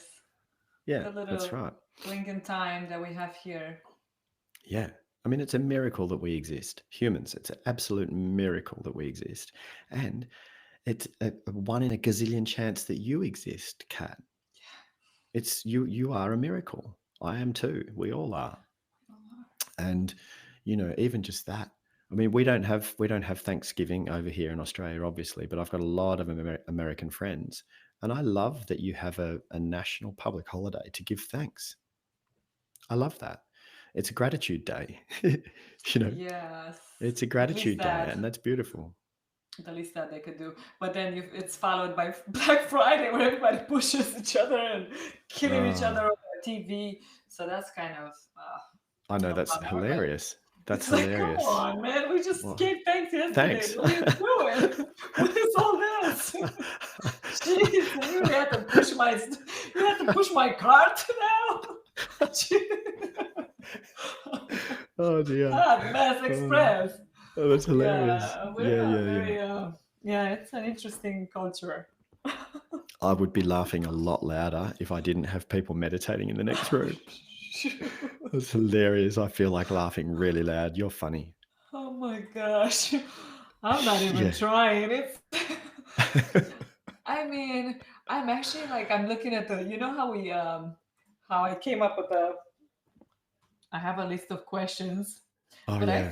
I feel like you covered all of them. This is a little break. I'm gonna cut this out. Just want to make sure this is between me Yeah. and you. Yeah. What do you so should I still ask you? We have four questions that I didn't ask. Yeah. One is, do you need to be aggressive to be masculine? The other one is there a healthy version of being possessive? The other one is, what does being grounded masculine look like? And then last one, how can the masculine better understand the feminine? Okay, so the second last one I think we've covered, but the That's other three you can exactly. ask. But you can Okay, ask the other so three. Yeah. Yeah. okay. You still have time, right? I wanted to check in with you because I've I got don't. I've got Okay, all day. Yeah. okay, perfect. We'll cover them then. Okay. We're back in action. I'm gonna edit the shit out of this episode. I'm telling you. Okay, three, two. So, question: do you need to be aggressive to be masculine? It's a great question. And there's more to the answer than just a yes or a no. So I think that it is healthy and attractive and functional to be assertive sometimes, right? In the right moments, to be assertive. I don't think you need to be aggressive unless it's called for in the moment to protect yourself or your loved ones, right? So I'm generally speaking, I'm a pacifist, i.e., I'm peaceful, right? But if someone was coming to attack Talia or the kids, look out, look out, right? And I know I've got that in me. Yeah, and I've allowed that part of myself. Or when I was younger, I didn't even allow it; it would come uncontrolled. But now that I'm older, I've got a bit more of control over it. But if anyone came to attack my family or friends or whatever, look out. So there's times when aggression serves a purpose, right? But when aggression is dysfunctional, i.e., you're at home and you're annoyed or pissed off for whatever reason, and you are aggressive to your loved ones, it's not okay. And you don't need to do that to be masculine, right? I'm I feel very masculine. My woman finds me very masculine. My kids find me masculine, man, right? I'm never aggressive to them ever. I've never hit my kids, not once. And I don't think you have to. I used to get hit. That just fucked me up. Sorry, excuse my language, but that didn't do anything good for me, Yeah. right? So answer to the question is, do you have to be aggressive to be masculine? Sometimes, not often, but being assertive is good. Hey, this is what I'm doing, this is what I'm going to do now, and I'm making this happen. But there's ways to be conscious and assertive. If I'm dealing with someone on the phone from the electricity company and I need them to do something because it needs to happen, and for some reason they're making it difficult, right? Whatever. I can get angry with them down the phone, and 9 times out of 10 they're just going to say no, no, no, dig their heels in and say no, or they'll put me onto a manager and the manager will say no, and they'll think I'm a rude asshole and I won't get what I want, right? Yeah. Or I can be calm and assertive, right? Not a pushover, assertive and calm, and still be kind, still be nice, but be assertive. And I've got a way better chance of them going, actually, you know what, you're right. We'll adjust your Right. bill. Way better chance. So this is just about how do you navigate through life and through relationships with people and get what you want, right? Because they've overcharged me on the bill and I need them to refund me some money, right? So I need that. I've got a way better chance of getting that when I'm assertive but kind, rather than being a dickhead and shouting and getting all upset. Right? And loud and yeah. Does that Hmm. make sense? Very. Yeah. Yeah, it does. Let's back up a little bit. You were beaten up. Yeah. Oh, look, my dad would hit us um, when we were naughty, quote unquote, air quote, naughty, right? We're just kids. You're just kids, but you were naughty, right? But one time when I was 6, he properly lost his temper and threw me around the room. Look, he and that was a pivotal turning point in my life when I was 6, and I first started to believe that I wasn't good enough. I wasn't good enough for the man on the pedestal. I wasn't good enough for my dad.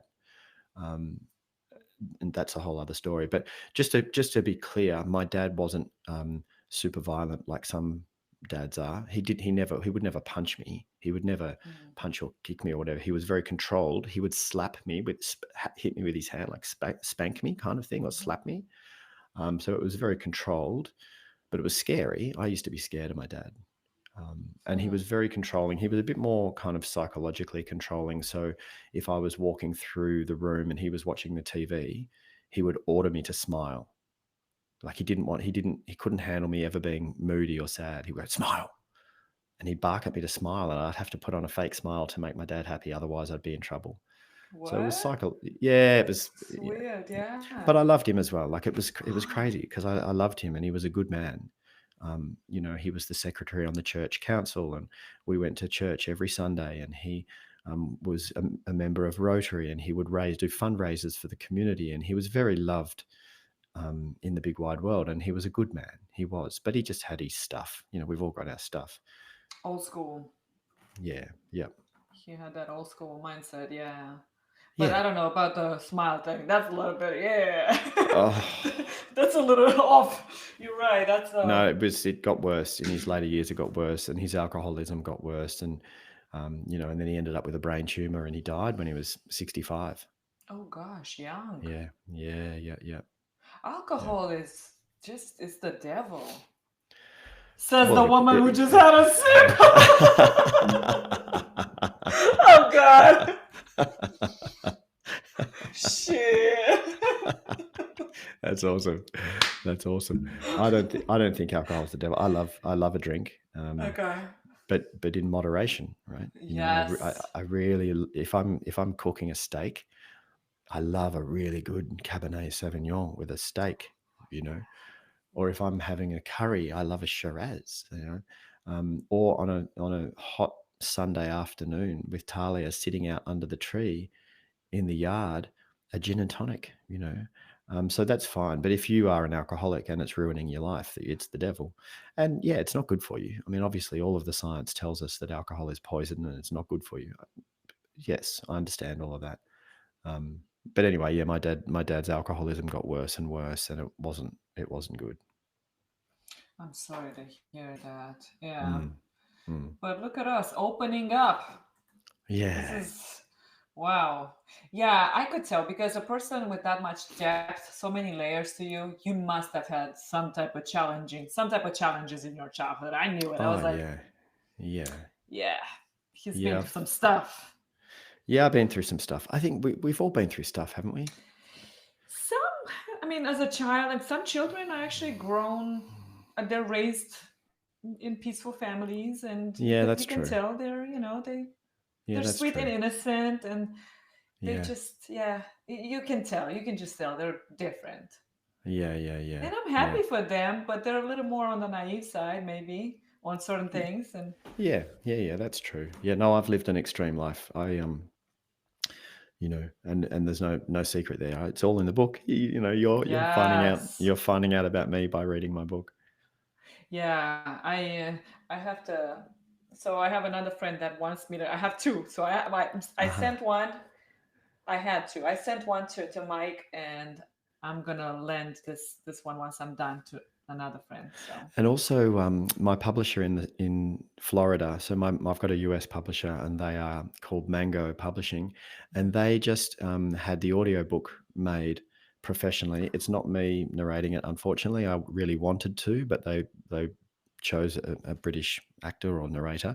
Anyway, it's on audio. It's on Audible on Amazon, so you can go and get the oh, audiobook if you want as well. nice. Yeah, yeah, Oh, even better. A lot of people just they like to listen rather than, yeah, yes, myself included. But I still read it. But if I would have the audio, I would have been yeah, done with it by now. But yeah, yeah, good yeah, to know. I'm gonna actually, yeah, I'll check out the audio so I can finish it faster and sooner, definitely. yeah, yep, Yes. What about back to our topic. I keep going yeah, back. yeah. The topic, is there a healthy version of being possessive? I hope so because I get possessive. Oh, When I say really? when I say possessive, I get jealous, protective. Like she's my woman, back off, and I have to keep checking that because I certainly don't want to smother her. I don't have to try too hard because Talia is just so beautiful. She's just so respectful and honors me. She's not like someone who would be out there flirting crazily with other men and making me feel jealous. She just doesn't do that. But when if we're at a party and there's a man who's attracted to her and he's kind of talking to her and she, I feel it. I'm like, I feel jealous. I'm like, hey, that's my woman. Do you know what I mean? So Really? I never act on it. Unless if it went too far, I'd go and say, hey, this is not okay. But I feel it. Wow. I certainly feel it. Um, if I see some guy commenting on her social media feed, I'm aware of it. I'm like, who's that? What are you doing? you know. Really? But look, I think it's natural and normal to feel that, and also to a certain degree. This came up the other day for us. Um, I don't know how much of this to share because it's also not my story to share. So I'll try and keep it um, macro, big level, so that I don't, Anyway, she had a situation the other day where someone from her past treated her in a way that was not nice, really not nice, and I got really upset and I was angry, not at her, at the person from the The past, person, and yeah. and they weren't even in the room. It was just me and her talking about it.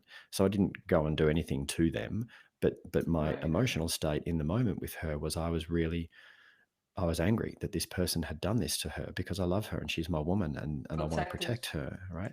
I got protective. And afterwards I said to her, "Hey, I'm sorry if I'm sorry if I've upset you by being angry at that person from your past." And she said, "No, actually, it makes me feel really good. It's nice to see you fire up sometimes because you're so calm most of the times. But to see you fire up and get really protective over me," she said, "that feels nice. I feel like you're my man and you want to protect me." So yes, I think the answer to your question, I always give long answers, don't I? I think the answer to your question, Kat, is yes. I think you can have a healthy. Possessive is a funny word because it feels like I own you, and I certainly don't feel like I own her, but I do feel like she's my woman, and I don't want to share her with other men. Do you know what I mean? Yes.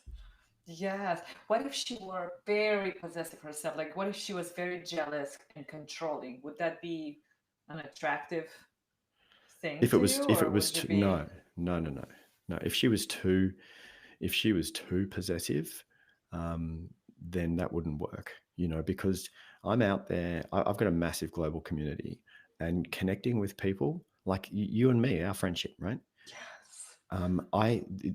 These friendships are important to me, you know, and I think having a global community of positive people who are trying to make a difference and supporting each other to do that, I think it's a really important thing, and I love being a part of it, right? And Talia knows about our friendship. She's not jealous. She's not possessive. She's like, great. I can't wait to meet her one day, you know, and that works for Me me. too. If she was like, who is this Catalina person? And if she's seen your photo, but if she saw your photo and went, oh my God, she's gorgeous, I don't want you talking to her, I'd be like, hey, hang on, we're just friends, right? And if it was too possessive like that, I wouldn't be in this relationship with her because it's too much. Hmm. Wow. But you know how women, they actually, a lot of them at the beginning of a relationship, like when in that whole mm, honeymoon phase, right? Yeah. They are a lot more jealous than after they get married. They kind of calm down Yeah, afterward. yeah, it's true, and Talia was too. You know, I've got a lot of female clients. I coach a lot of women, and when I'm coaching someone, we go deep because that's the work, right? We're doing the Mhm. work, so I'm creating a safe space for them to to go as deep as they need to go to evolve in the ways they want to evolve, right? So, so the relationships are deep and intimate in terms of I know everything about my clients. And a lot of my clients are women. And so for Talia, she had to get used to that. She's like, wow, you have a lot of relationships, so to speak, professional, but Right. but Yeah. but deep with a lot of women. And she said, and women love you. And that was she had to work her way through that. You know, she had to become okay with that. She was jealous at the start for sure, but she never tried to stop me from doing what I do, but we would talk about it. She'd be like, she used to say, imagine if all my clients were men and I was spending every day with men all the time, how would you feel? And I was like, yeah, good call. That would be something that I would have to Mhm. work through, you know? So she's done an amazing job of trusting me, and allowing me to go and, you know, have friendships and professional working relationships with lots of women and men. I've got tons of men clients as well, but she's been amazing. But yeah, like you say, in the honeymoon period, it was more, Mhm. and over the years, we've been together for 9 years, and over the years, she just you know starts to Yeah. trust it and know that it's okay. You know, Wow, 9 years, you guys. yeah, Wow. She yeah. waited 9 years for that ring. Jesus. Yeah. That's She love didn't right want to get there. married. Oh my She didn't want to gosh. get married. No, she was Oh, anti-marriage. She was like, when we first got together, she said, don't you ever propose to me. And I'm like, okay, no worries, that's what fine. changed? But then, well, over the years, sometimes after a few drinks, this little girl would come out and she would say things like only when we'd had a few drinks, and she'd say things like, if we ever did get married, you know, I'm like, I thought you didn't want to get married. So I kind of felt like there was a little girl deep down Yes. inside that did Deep want to be down, we all want to, walk down the aisle. yes. Yeah. Yes. Yeah. Yeah. So That's I'm marrying awesome. her. Oh, I'm Yeah. so excited. Next year? When is it? Well, we're hoping to have an Indian wedding up in the temple in the Himalayan mountains with our family in September. We're hoping before we run our retreat, and then we'll do one in Australia. We don't know when yet. Yeah. We'll make it happen. We're having our engagement party in February, which is exciting. Very You, exciting. Woo. yeah. You'll get an invite to the wedding. I don't know whether you and your husband will jump on a plane all the way from Vegas, but you'll get an invite for sure. Thank you. Oh, oh, I would Yeah, love to come. That would be amazing. Oh, yeah, wow. I'm so excited. So many great things happening. yeah, Yes, yeah, I am yeah, excited. I have one more question about the yeah. energy, Masculine. masculine, Yeah. feminine, all this. How can the masculine better understand the feminine? Oh, well, read some books about it to begin with, right? Go and read any of David Data's work. Which Go one? on, Who? go on. David Data. I think his last name is spelt Deide. I Okay. think D E I or Diede. David Data. He writes about masculine, feminine. His book, The Way of the Superior Man, is a great book for men and women to read. It's really good. It's speaking more about masculine energy, but also it talks about feminine as well. Listen to Michaela Boehm. I think she pronounces her last name Boehm. It's Boehm. She's originally Austrian, but she's been in the US for a long time. Michaela is a relationships coach to all of the stars. She's coached all the Hollywood stars and everything. We've done her workshops. She comes to Australia and we've done her workshops. She Oh, talks about masculine, feminine energy styles. And so listen to her workshops. okay. So go and do some learning, right? Go and do Mm-hmm. some learning. But if I could share some tips about the feminine now, and some of them we've spoken about already, don't take your woman literally, right? Feel what she's trying to express rather than taking the words literally. When she says to you, you never do anything for me, she doesn't mean never. She means in this moment right now, I'm feeling frustrated because I really am wanting you to help me with this thing and you're not, right? Get her feeling. Try and understand the emotion she's feeling, right? Don't take the words literally.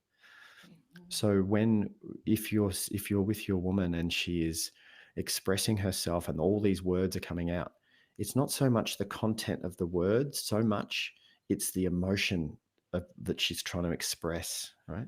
Lean into that. That's one tip. So Don't a take it. woman must be Yeah. felt and a man must be heard, Yeah, yes, listened to. men are literal. For the man to feel significant in his woman's life, he just wants to feel appreciated. Right? The man wants to feel appreciated. That's why that's why the man, if he cleans the kitchen, he hangs out in the kitchen waiting for you to notice it. He's waiting for you, and he kind of hangs out, right? And then you say, "Oh, honey, you clean the kitchen." He's like, yep. Look, I even wiped the benches, right? He goes, I wiped the benches. And she's You crack me she's like, up. and she's like, what do you want? A medal? You want a medal for cleaning the kitchen? We clean the kitchen every day. And he's like, oh, just a bit of appreciation, right? And it's so easy to make your man feel loved.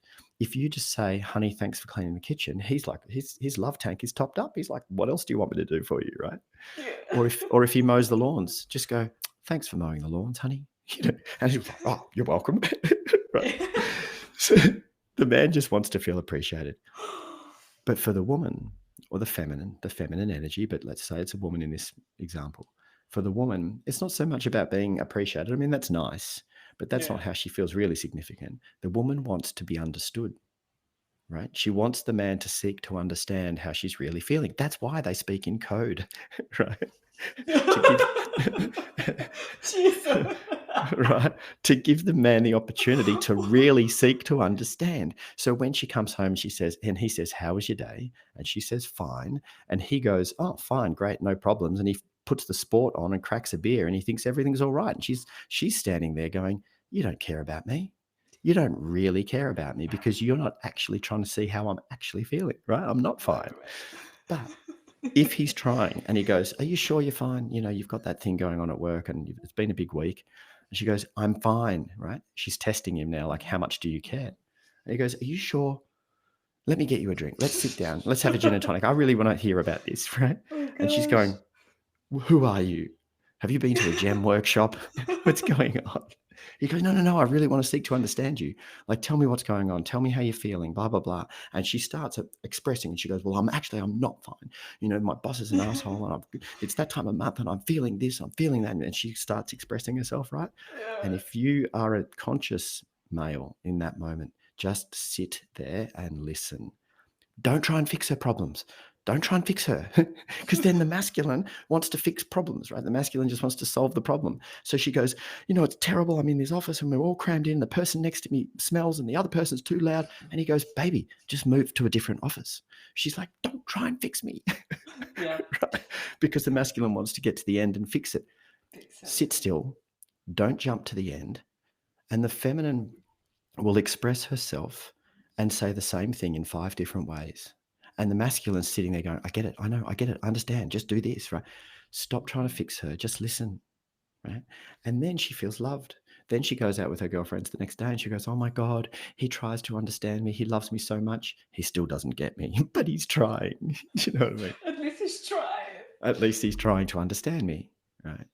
And that's how the woman feels significant and special and loved, right? So it's those beautiful differences to know those differences. And Kat, I had a woman say to me, she goes, "What, are you telling me I have to thank my husband for everything he does around the house?" I'm like, "No, you don't have to. But if you want him wrapped around your little finger, or if you want him in the palm of your hand, that's how easy it is. You just say, 'Oh, thanks for doing that, honey.'" And he's like, "Oh, you're welcome." you know,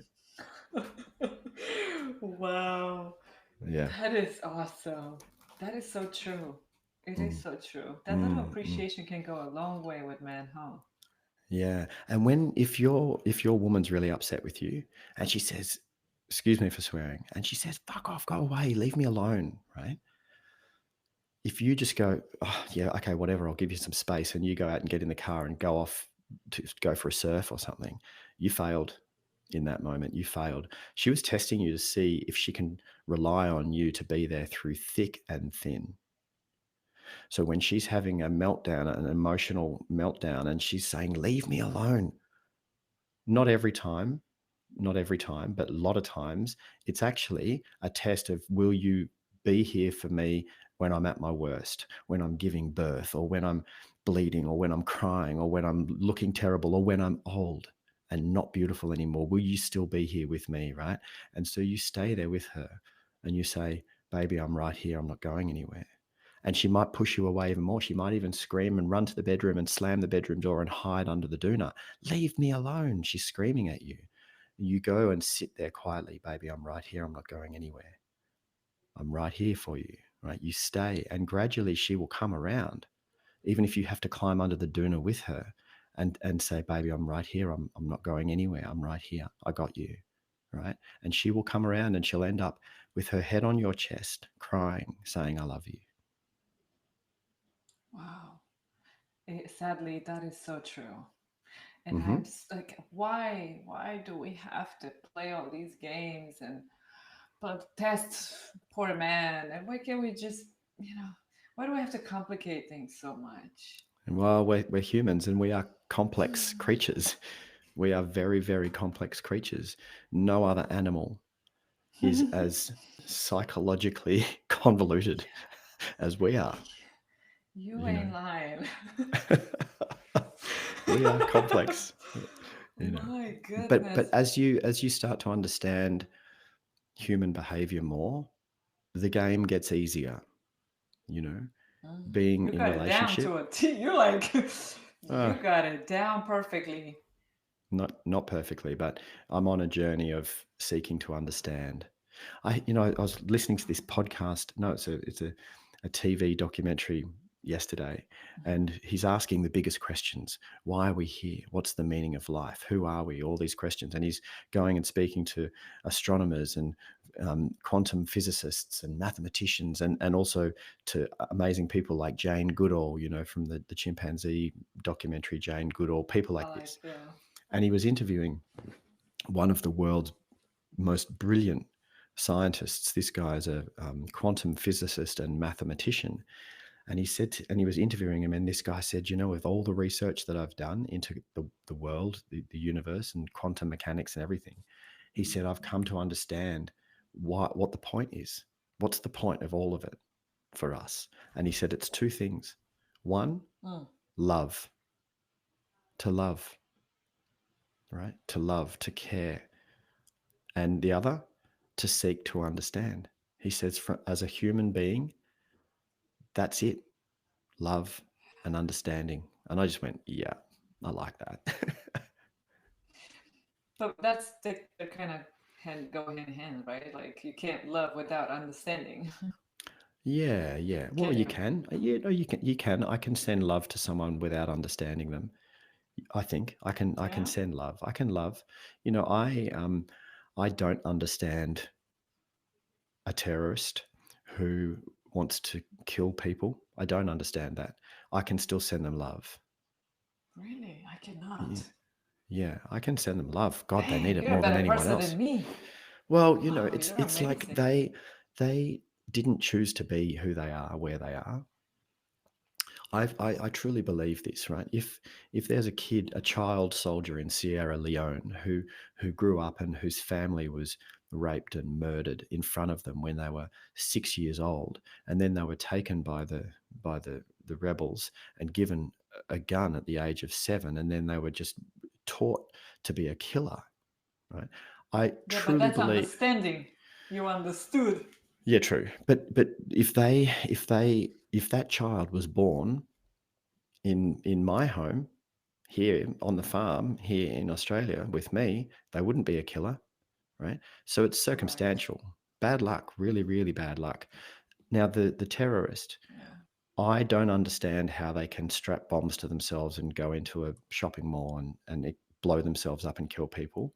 But I can understand that they are a product of everything, right? They've become that because of where they were born, how they were brought up, and da da da da da da, right? And so I have a compassion and love for them. Now it's horrible what's going on.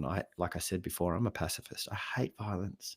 It upsets me, but I have a lot of love and compassion for people who are there, and they don't know any different, you know. Yeah. Because you're very understanding. Maybe. Yeah, I hear what you're saying. Yeah, you got me. Yeah, Oh love my and gosh. understanding. Yeah. True. Yes. Yeah, true. You even had a whole story for that Sierra Leone kid, and you understood the whole background and how he could become the way, and the why he became and why he did how he did. And so all Mm, of that is understanding of which it's admirable, like for you to even to yeah. Do to you know have people that. say people say, people like Andrew Tate say that it's natural and normal that violence, aggression, and violence is natural and normal, and that we should just embrace it. If violence was natural and normal for us, there'd be no such thing as PTSD from people who go to war. Right. Our soldiers wouldn't come home completely traumatized. If killing people was natural, they would not come home traumatized. What is the Right. percentage? I was chatting with a friend of mine in the States who did two or three tours to Afghanistan. He did, and he works with veterans and mental health. And he said, Jem, it is crazy. The suicide rates, the depression rates, the anxiety rates, the psychotic rates are through the roof. Right? Why? Because they've been traumatized. Why? Because they had to kill people. Right? So don't tell me that killing's natural and normal. It ain't. We're not No. built to do it. Mm-mm. Right? No, not at all. We're Yeah. made from love. Yeah, I agree. Yeah, I think he's just trying to compensate for the whole, that whatever it is that Hollywood is trying to do, emasculate man. I think he's on Yeah. the other spectrum where he's trying to pull that balance. I don't know. Maybe that's a technique that he's intentionally, or maybe he's just, I don't know. I don't know him, so I've Yeah, got I don't no, know. I Yeah, can't cast judgment on his character. All I know true, is what I see, and what you see is very curated. So I true. actually don't mind. But in terms of, one of those questions you asked me earlier, do you have to be aggressive to be masculine or to be a man? You know, there's a whole scope of that, all the way down from, terrorists killing people right through to the other end of someone like me who is anti-violence, right? And you can be a man anywhere along that spectrum. All The right. question, the question, the question is more about what's functional. Functional, as in what's good for us as a species. Killing Right. each other ain't good for us as a species. I agree. Yeah. It's pretty obvious. Yes. Very. The kids who end up in gangs, they're not there because gang life is healthy and makes them feel happy and live their best life. They're there in gangs because they didn't have any other choice and they had to survive on the street, and they do it. It's all survival stuff, right? And when they do killings, they kill each other and then they kill them and then they have to pay them back and they have to pay them, that all of that stuff. That's not creating a good life for them. They're not feeling happy and healthy and wonderful and living their best life. It's a shit life. It's terrible, Yeah, and it's just a and yeah, never-ending cycle.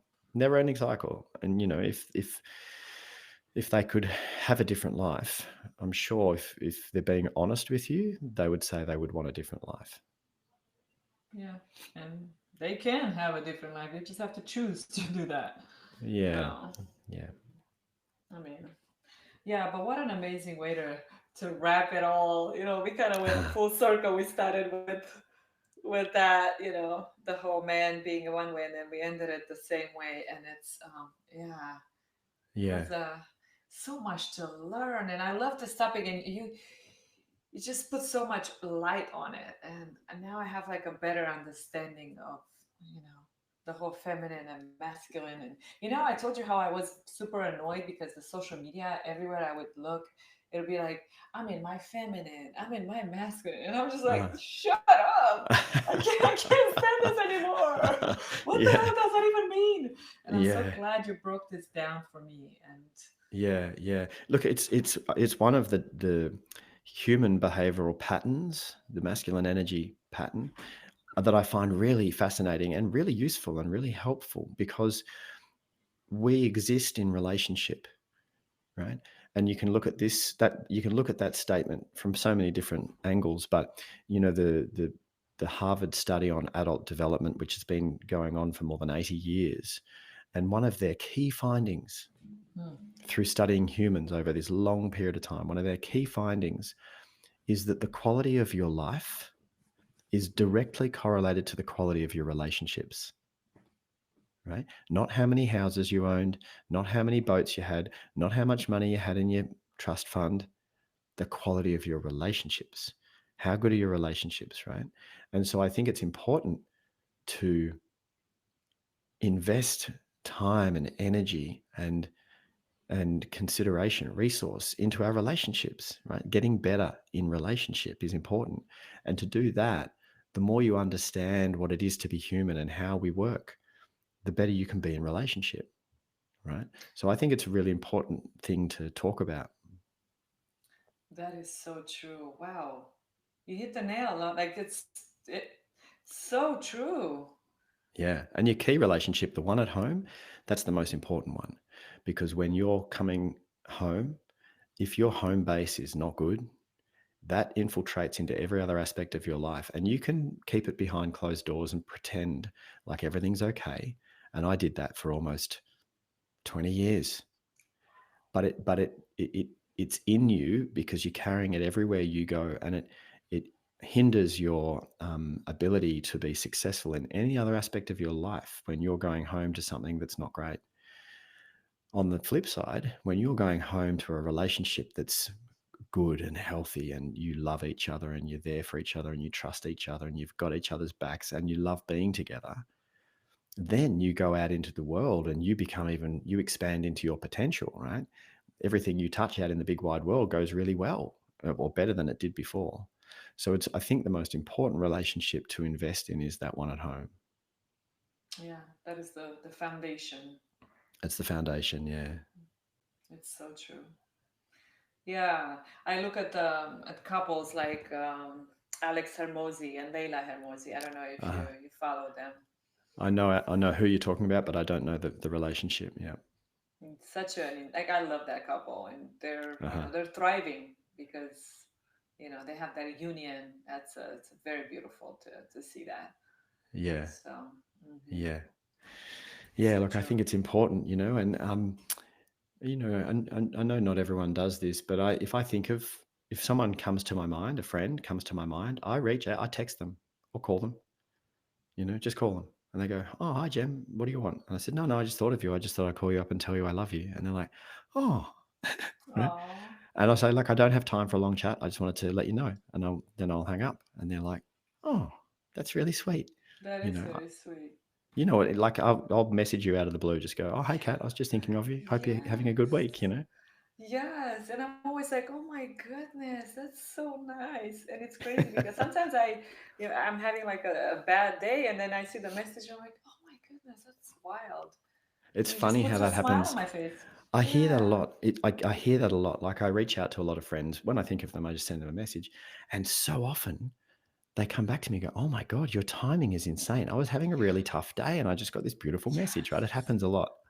Yeah, it's wild. It's as if you're like this angel that can can understand. And then it's like, let me just put some positivity in their life right now. Let me reach Yeah. out with some of this. Yes, Yeah, well, it maybe. I mean, is.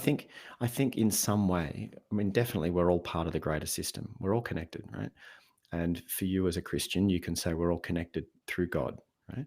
For me as a spiritual person who's not religious, I say we're all connected because we're all part of the source, the same energy field, right? So we're all in it. When a butterfly flaps its wings, right? So we're all a part of this beautiful system together. And I don't understand the mechanics of how it works, but I don't need to. I know when I think of a friend on the other side of the world and they come to my mind out of the blue for no reason, there's something's happened. And I reach out to them and they're like, oh my God, how did you know I was having a really tough day? I said, I just felt you. So I'm just calling you up to tell you that I love you and I'm sending you love and positivity or whatever. Right. And they're like, oh my God. So I don't feel like I'm an angel. I just feel like I'm connected and I'm conscious and sensitive to being a part of the system. And I trust my gut and I just send love, So I don't feel like I'm an angel. I just feel like I'm a guy who is connected. That's all. Awakened. You're closer with the divine. Well, that's lovely. That's a lovely thing for you to say. I don't ever say that to myself, but I do practice being connected to consciousness as much as I can because I think that's the way to evolve. Yeah, you're a rare breed, Joe. Thanks, Kat. You're a rare one. Yes, my friend, I'm telling you. Yeah, I am so excited to meet you in person, you and Tanya, both of you guys. I can't wait. Hopefully next year. Let's put that in the universe. I'm Yeah, sending you hopefully a rainbow next year. shower. Yeah, yeah, yeah. And I'm so, praying. I'll give you the heads up. Talia and I are huggers. Hugging is very important for Oh, us. So I when am we, too. I am so too. when we So meet are you, we. it's going to be a beautiful hug. Yes. And the other thing Yeah. too that I just wanted to share with you, Kat, is my vision, which I'm really so excited about, and it goes back to India. So where our family lives, they've given us a small piece of land in the forest on the side of the Himalayan mountain that looks out over the mountains, and I've had a vision to create the center of love, and it's going to be a conference, a building built traditionally like they use stone and wood and slate, so it's going to be beautiful, and it's going to be enough accommodation for say 10 people with en suites. It's going to be really nice. And there's going to be a central room of love where we can sit and meditate. And when we build it, so I had this clear vision. So when we go there to find the builder, the land already has Mother Earth, feminine, strong, healing energy in her already. And then we're going to sit on the land and meditate and imbue the land with love. And then when we choose the builder, I'm going to ask the builder, how much will it cost us to have you to build this house? And whatever he tells me or she tells me, I'm going to say, we're going to pay you twice that. But every stone you lay with love. Every piece of timber you cut with love. The whole building will be imbued with love. Then it's a not for profit building, it's not for making money. Then we will invite you and other beautiful souls to come to this place, not for profit, not for money. All you need to do is pay for your flights and food. That's it. We come and sit together and we collect the consciousness together. We meditate together. We sit and then we talk about some of the problems for humanity and see what solutions come through the divine feminine. So that's my Oh, I vision, and it's going to love be called the it. Center of Love. And you guys will be invited for sure. Oh my goodness. I'm speechless. Yeah. Yeah. That's what I'm going to create. And I'm going to manifest, if we need to manifest investment, if there's people out there who want to be a part of this, supporting this, then we'll get investment into this not for profit. And the building, when we're not using it for conferences of divine feminine collective consciousness, solution creation meditations, when we're not Yeah. using it for that, then my family can rent it out and create some income for the village, for the people who are in poverty in the village. Wow. Yeah. Yeah, this is happening. Yeah. Yeah. It's happening. This Yeah. is yeah. Yeah. So if you It know really anyone who wants to be a part of it and who has access to resource to funds and they want to be an investor, then let's build this beautiful center for love. yes, I will spread the word. This is beautiful. I love this. Wow. We gotta hurry and do it fast. Yeah, yeah, yeah. Well, the sooner the Yeah. better, really. The sooner we can build it, the better. So we'll get people there. And there's this beautiful friend of mine, Aiden, who lives with his fiancee Anna in Brazil, and they're building this circular economy where love is the currency, and where they have sponsors, corporate sponsors who sponsor the money in. Talia and I are the first Australian sponsors. So we put money into the economy, and then it goes around to kids in poverty in villages. He's got one love farm in the Philippines. He's just built one in Pakistan, a school. And we're now launching the love farm up in India, in the Himalaya, through my family there. And so these kids who are in poverty, who haven't got enough money to go to school or for food, they come and sit and meditate, and they meditate love, and they send the love in a meditation. They send it to the corporate sponsors, right? And then they get given enough money to go to school and buy lunch each day, right? So we're helping them Wow. come out of poverty, and we're helping them get education. They send the meditation of love to the sponsors. And so here, imagine this: we're going to have a TV screen down in the reception area of our Pilates yoga studio, and you'll see the kids in the Himalaya meditating. And then when our students come in, they go, "Oh, what are those kids doing?" And we say, "Oh, they're sending you love while you do yoga." Oh Right? my So gosh, then the how people will be like, "Oh my beautiful. God, that's so beautiful." So then more people sponsor in. So we get more kids out of poverty, and then more people sponsor in and more kids out of poverty, right? So this is the what my friend Aiden is creating. And if you go and look at theworldsgreatestexperiment.com, that's their website, theworldsgreatestexperiment.com, and jump on and sponsor it, and we'll help feed these kids and get them educated. Yeah, and I think I have a call set up with him, right? For I think it's yeah, Oh, first week of. did I introduce you guys? Oh yes, I'm gonna Oh, talk to good. him. Yes, Good, Aiden. good, good, Yeah, I'm good. Yeah, no, that's excited. awesome. Yeah, he's awesome. Yeah, Him and his fiance, they're such a beautiful couple, and doing beautiful work. So I'm really that's glad I beautiful. introduced you. Yeah, Yes, I'm actually very excited to talk to him and have him on my podcast and see awesome. how I could help. Yeah, Awesome.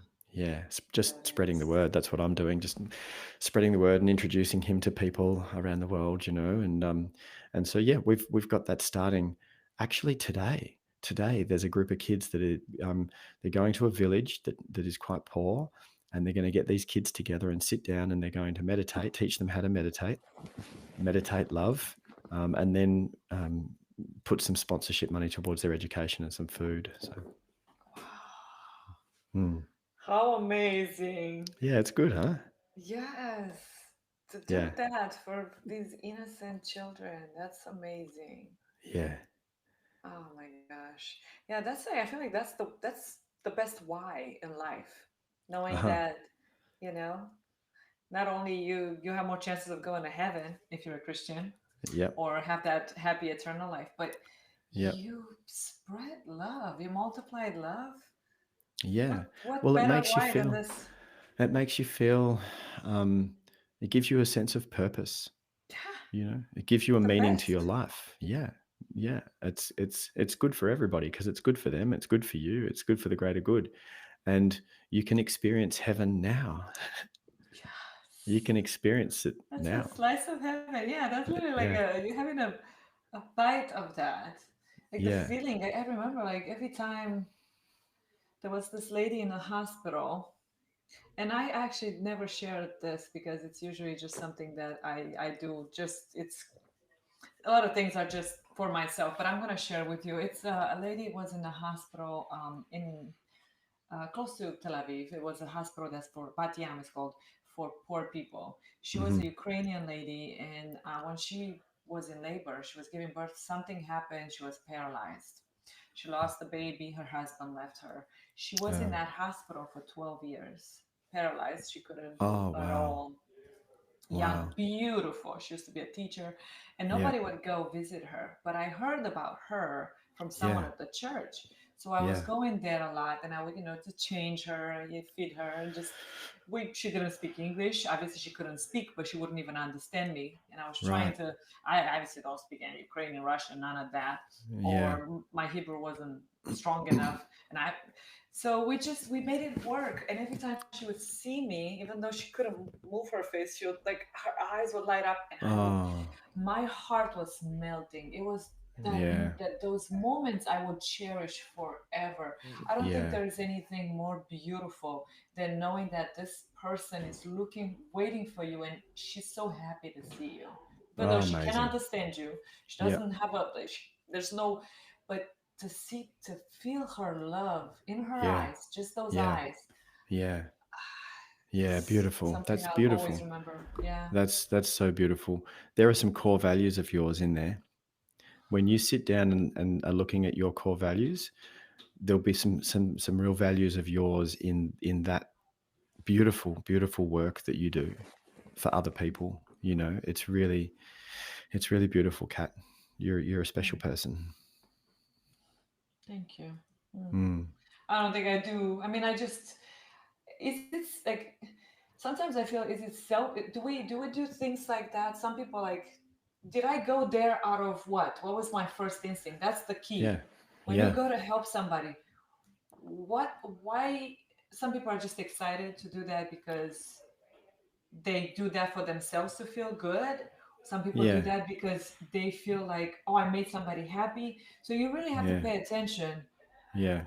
what exactly caused that moment of, Yeah. what Do you makes you think do it that. do you think it can be both? Do you think you can be doing it because you genuinely want to help and also it makes you feel good as well?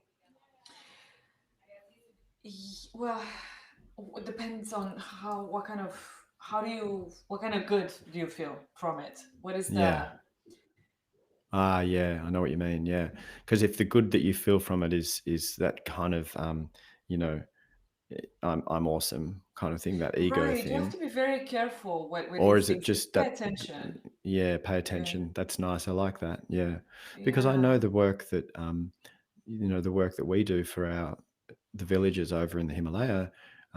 It's we do it because we want to help them, and it feels good. Um, yeah. But it feels good because you get happy seeing their happiness. So Yes. it's a good kind of, yeah. So that's why I'm Yes. like, me and you can, yeah. But I do understand, like, some people get, and I'm getting all crazy out of here, like I'm getting a little bit too deep and too out of it. But yeah, I do. You come from a very genuine place, Yeah. and my relationship with her, with this lady, was also from a genuine place.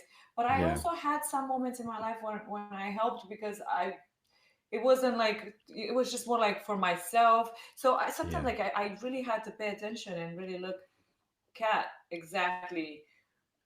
Sometimes you have to be very careful how much you're doing, because some too much, when you start doing too much, then it's Yeah. not good, because who do that's when it's like you can get into the too much Yep. Yep. place. Definitely. Then it Yep. becomes prideful, like, Yeah. if Yeah. you Yeah. think you can do too much.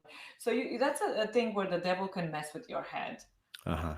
Yep. The devil can get to you if Mm. you, you can help this, or you can do this, you can do this. Yeah. Who the heck am I to be able to do this much? You have to also Yeah. understand, like, there's that line there where you have to be very careful Yeah. when I think being that's generous, when being, yeah. yeah. That's so true. And I love the way you say pay attention. You know, just it's that gentle self inquiry. You know, Yeah, and you know your truth, right? When if you sit and really sit honestly with yourself, you know yeah, the truth, your own internal truth. You know, yeah. and you can't hide from yourself. So yeah, no, I think that's good. Pay attention. That's Pay good. attention. Yeah, Sometimes it's good to sit in contemplation as well, not just meditation, but just to sit and contemplate life a little bit, contemplate yourself. Sometimes apparently also it's healthy to just sit and let your mind wander, right? Just sit there and don't think about anything in particular. Just let your mind wander. Apparently it's really a healthy thing to do. yeah. Einstein would agree. I think that's one of the things he said too. Yeah. Yeah, Yeah. be a loner and just be curious about things. Let your mind just go and Yeah. see where it lands and what. Yeah, It worked I for him, agree. didn't it? Yeah, I mean, Yeah. He came up with some pretty cool stuff. that's yeah, very impressive. And they're saying that he was, what was it, 3 times smarter than a normal person at his time, during his generation. Now Yeah. AI is 300 times smarter than us. Oh yeah, So 3 million like, times. Yeah, oh like my gosh. amazing, Yeah, amazing. I that's someone said the other day, I'm part of this community called at Podmatch. So Podmatch is a platform that a friend of mine in Florida that he built. Him and his wife built this platform. It's kind of like Tinder for podcast hosts and oh, podcast that's guests. cool. You Oh, get that's that cool. matches you with podcasters, right, and guests. Anyway, he did a poll the other day just asking, how would you feel about being interviewed by AI? Because there are podcasts now that's just AI is the interviewer. And people were saying, yeah, nah, I don't want to be interviewed by AI. I want to be interviewed by a person. I want to have a conversation with Human. another human being, right? And I think us humans, we will remain relevant as AI gets way better than us at a lot of things.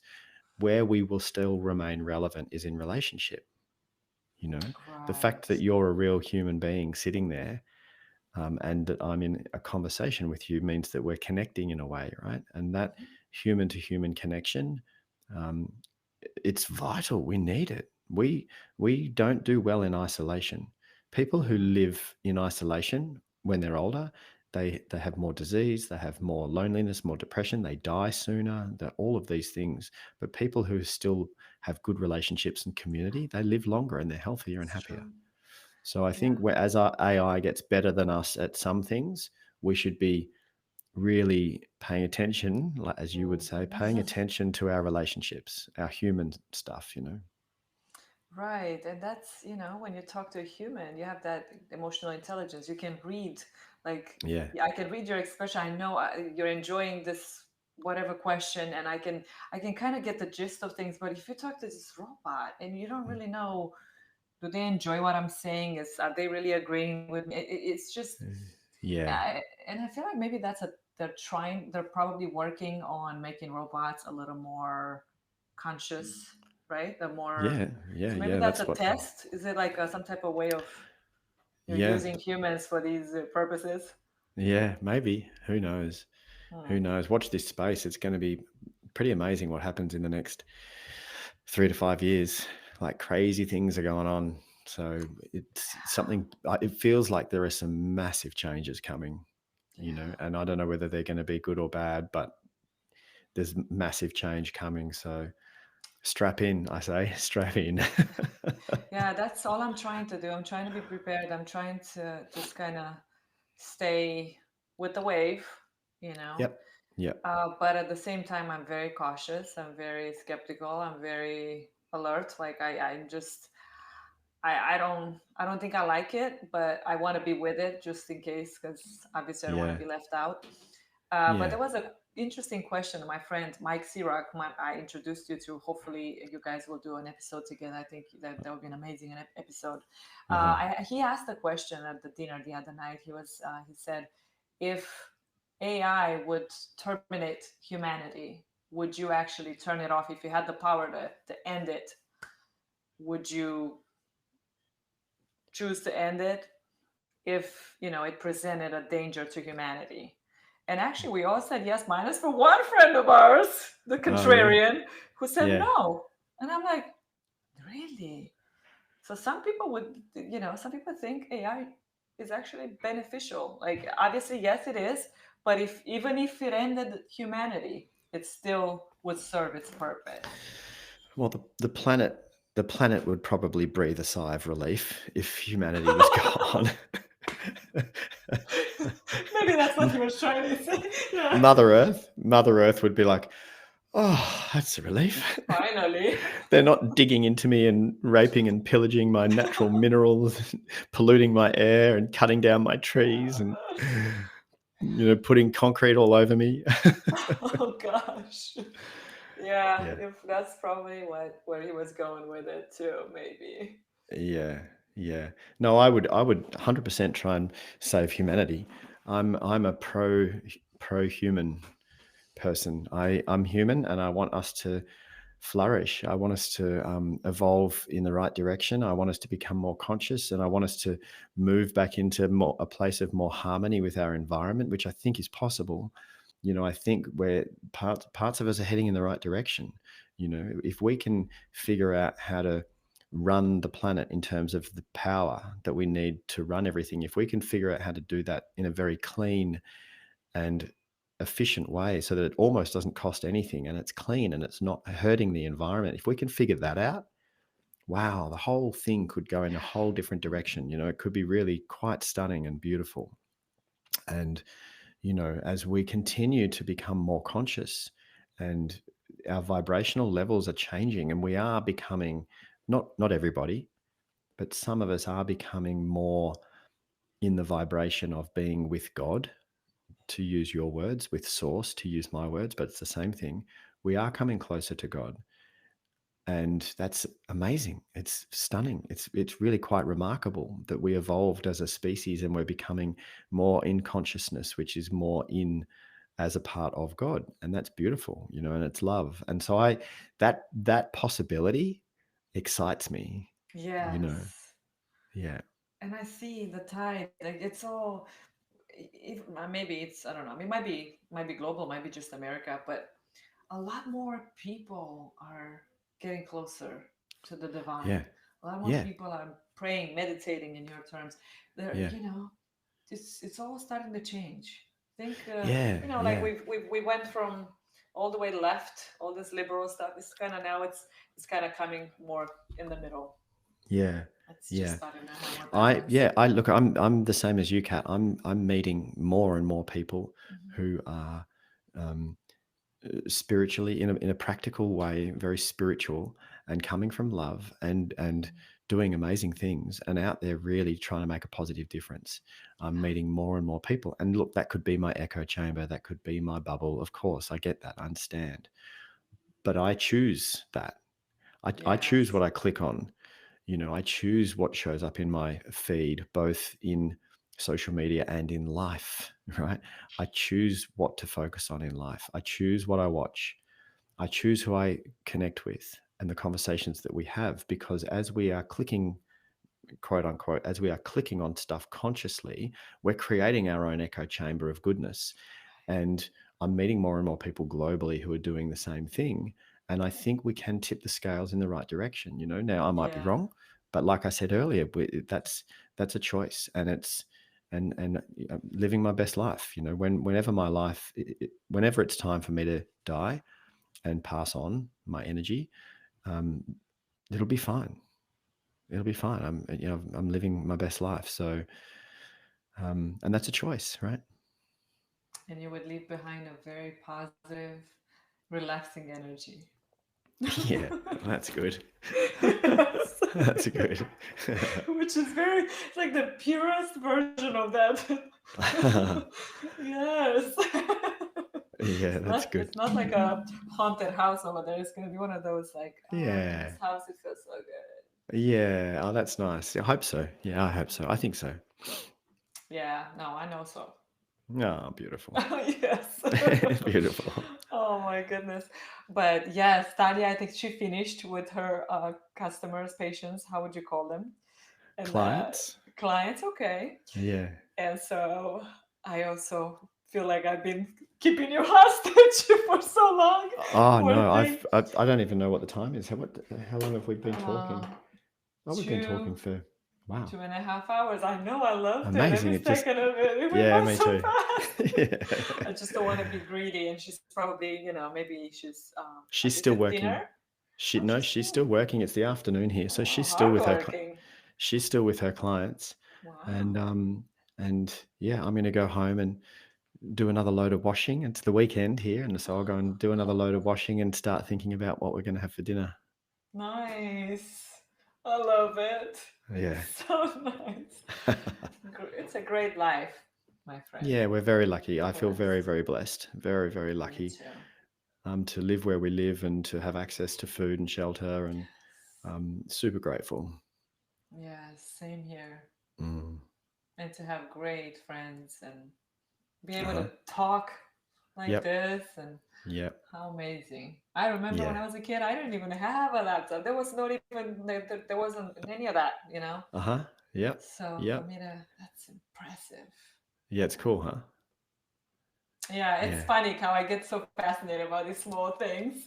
It's like, Yeah. why is she so fascinated? Because I lived Yeah. in an era where I didn't have these things. I didn't even think I could have a friend in Australia. I was on Yeah. top of the other side of the globe. I'd have to Yeah. move it around, and Yeah. yeah. So it's very I'm very grateful for our friendship and amazing Yeah. deep conversations and Yeah. beautiful advice, all your wisdom, and yes, can't wait for more. Yeah, me too. And thank you so much for sitting with me for hours and talking and recording it and sharing it. I really, really appreciate you, and I know how much you want to support me and help me help people by getting our message out to as many people as possible. I really appreciate you. Thank you for plugging my Thank book. you. That's really beautiful. And I didn't even ask you about your book. I want a copy of your book. You've just published a book as well. I would love a copy of your. Can you sign a copy and send it to me? Will that Oh, be of okay? course I Yeah. can. It's so sweet. Yeah, that'd be Yes, let me nice. know the address. I'll definitely, yeah. Beautiful, Oh, beautiful. All right, my friend. Well, thank you so much again for having me on your show and this beautiful, deep conversation. thank you. And we'll chat again soon, I'm sure. Oh, yes, for sure. Thank you. Yeah.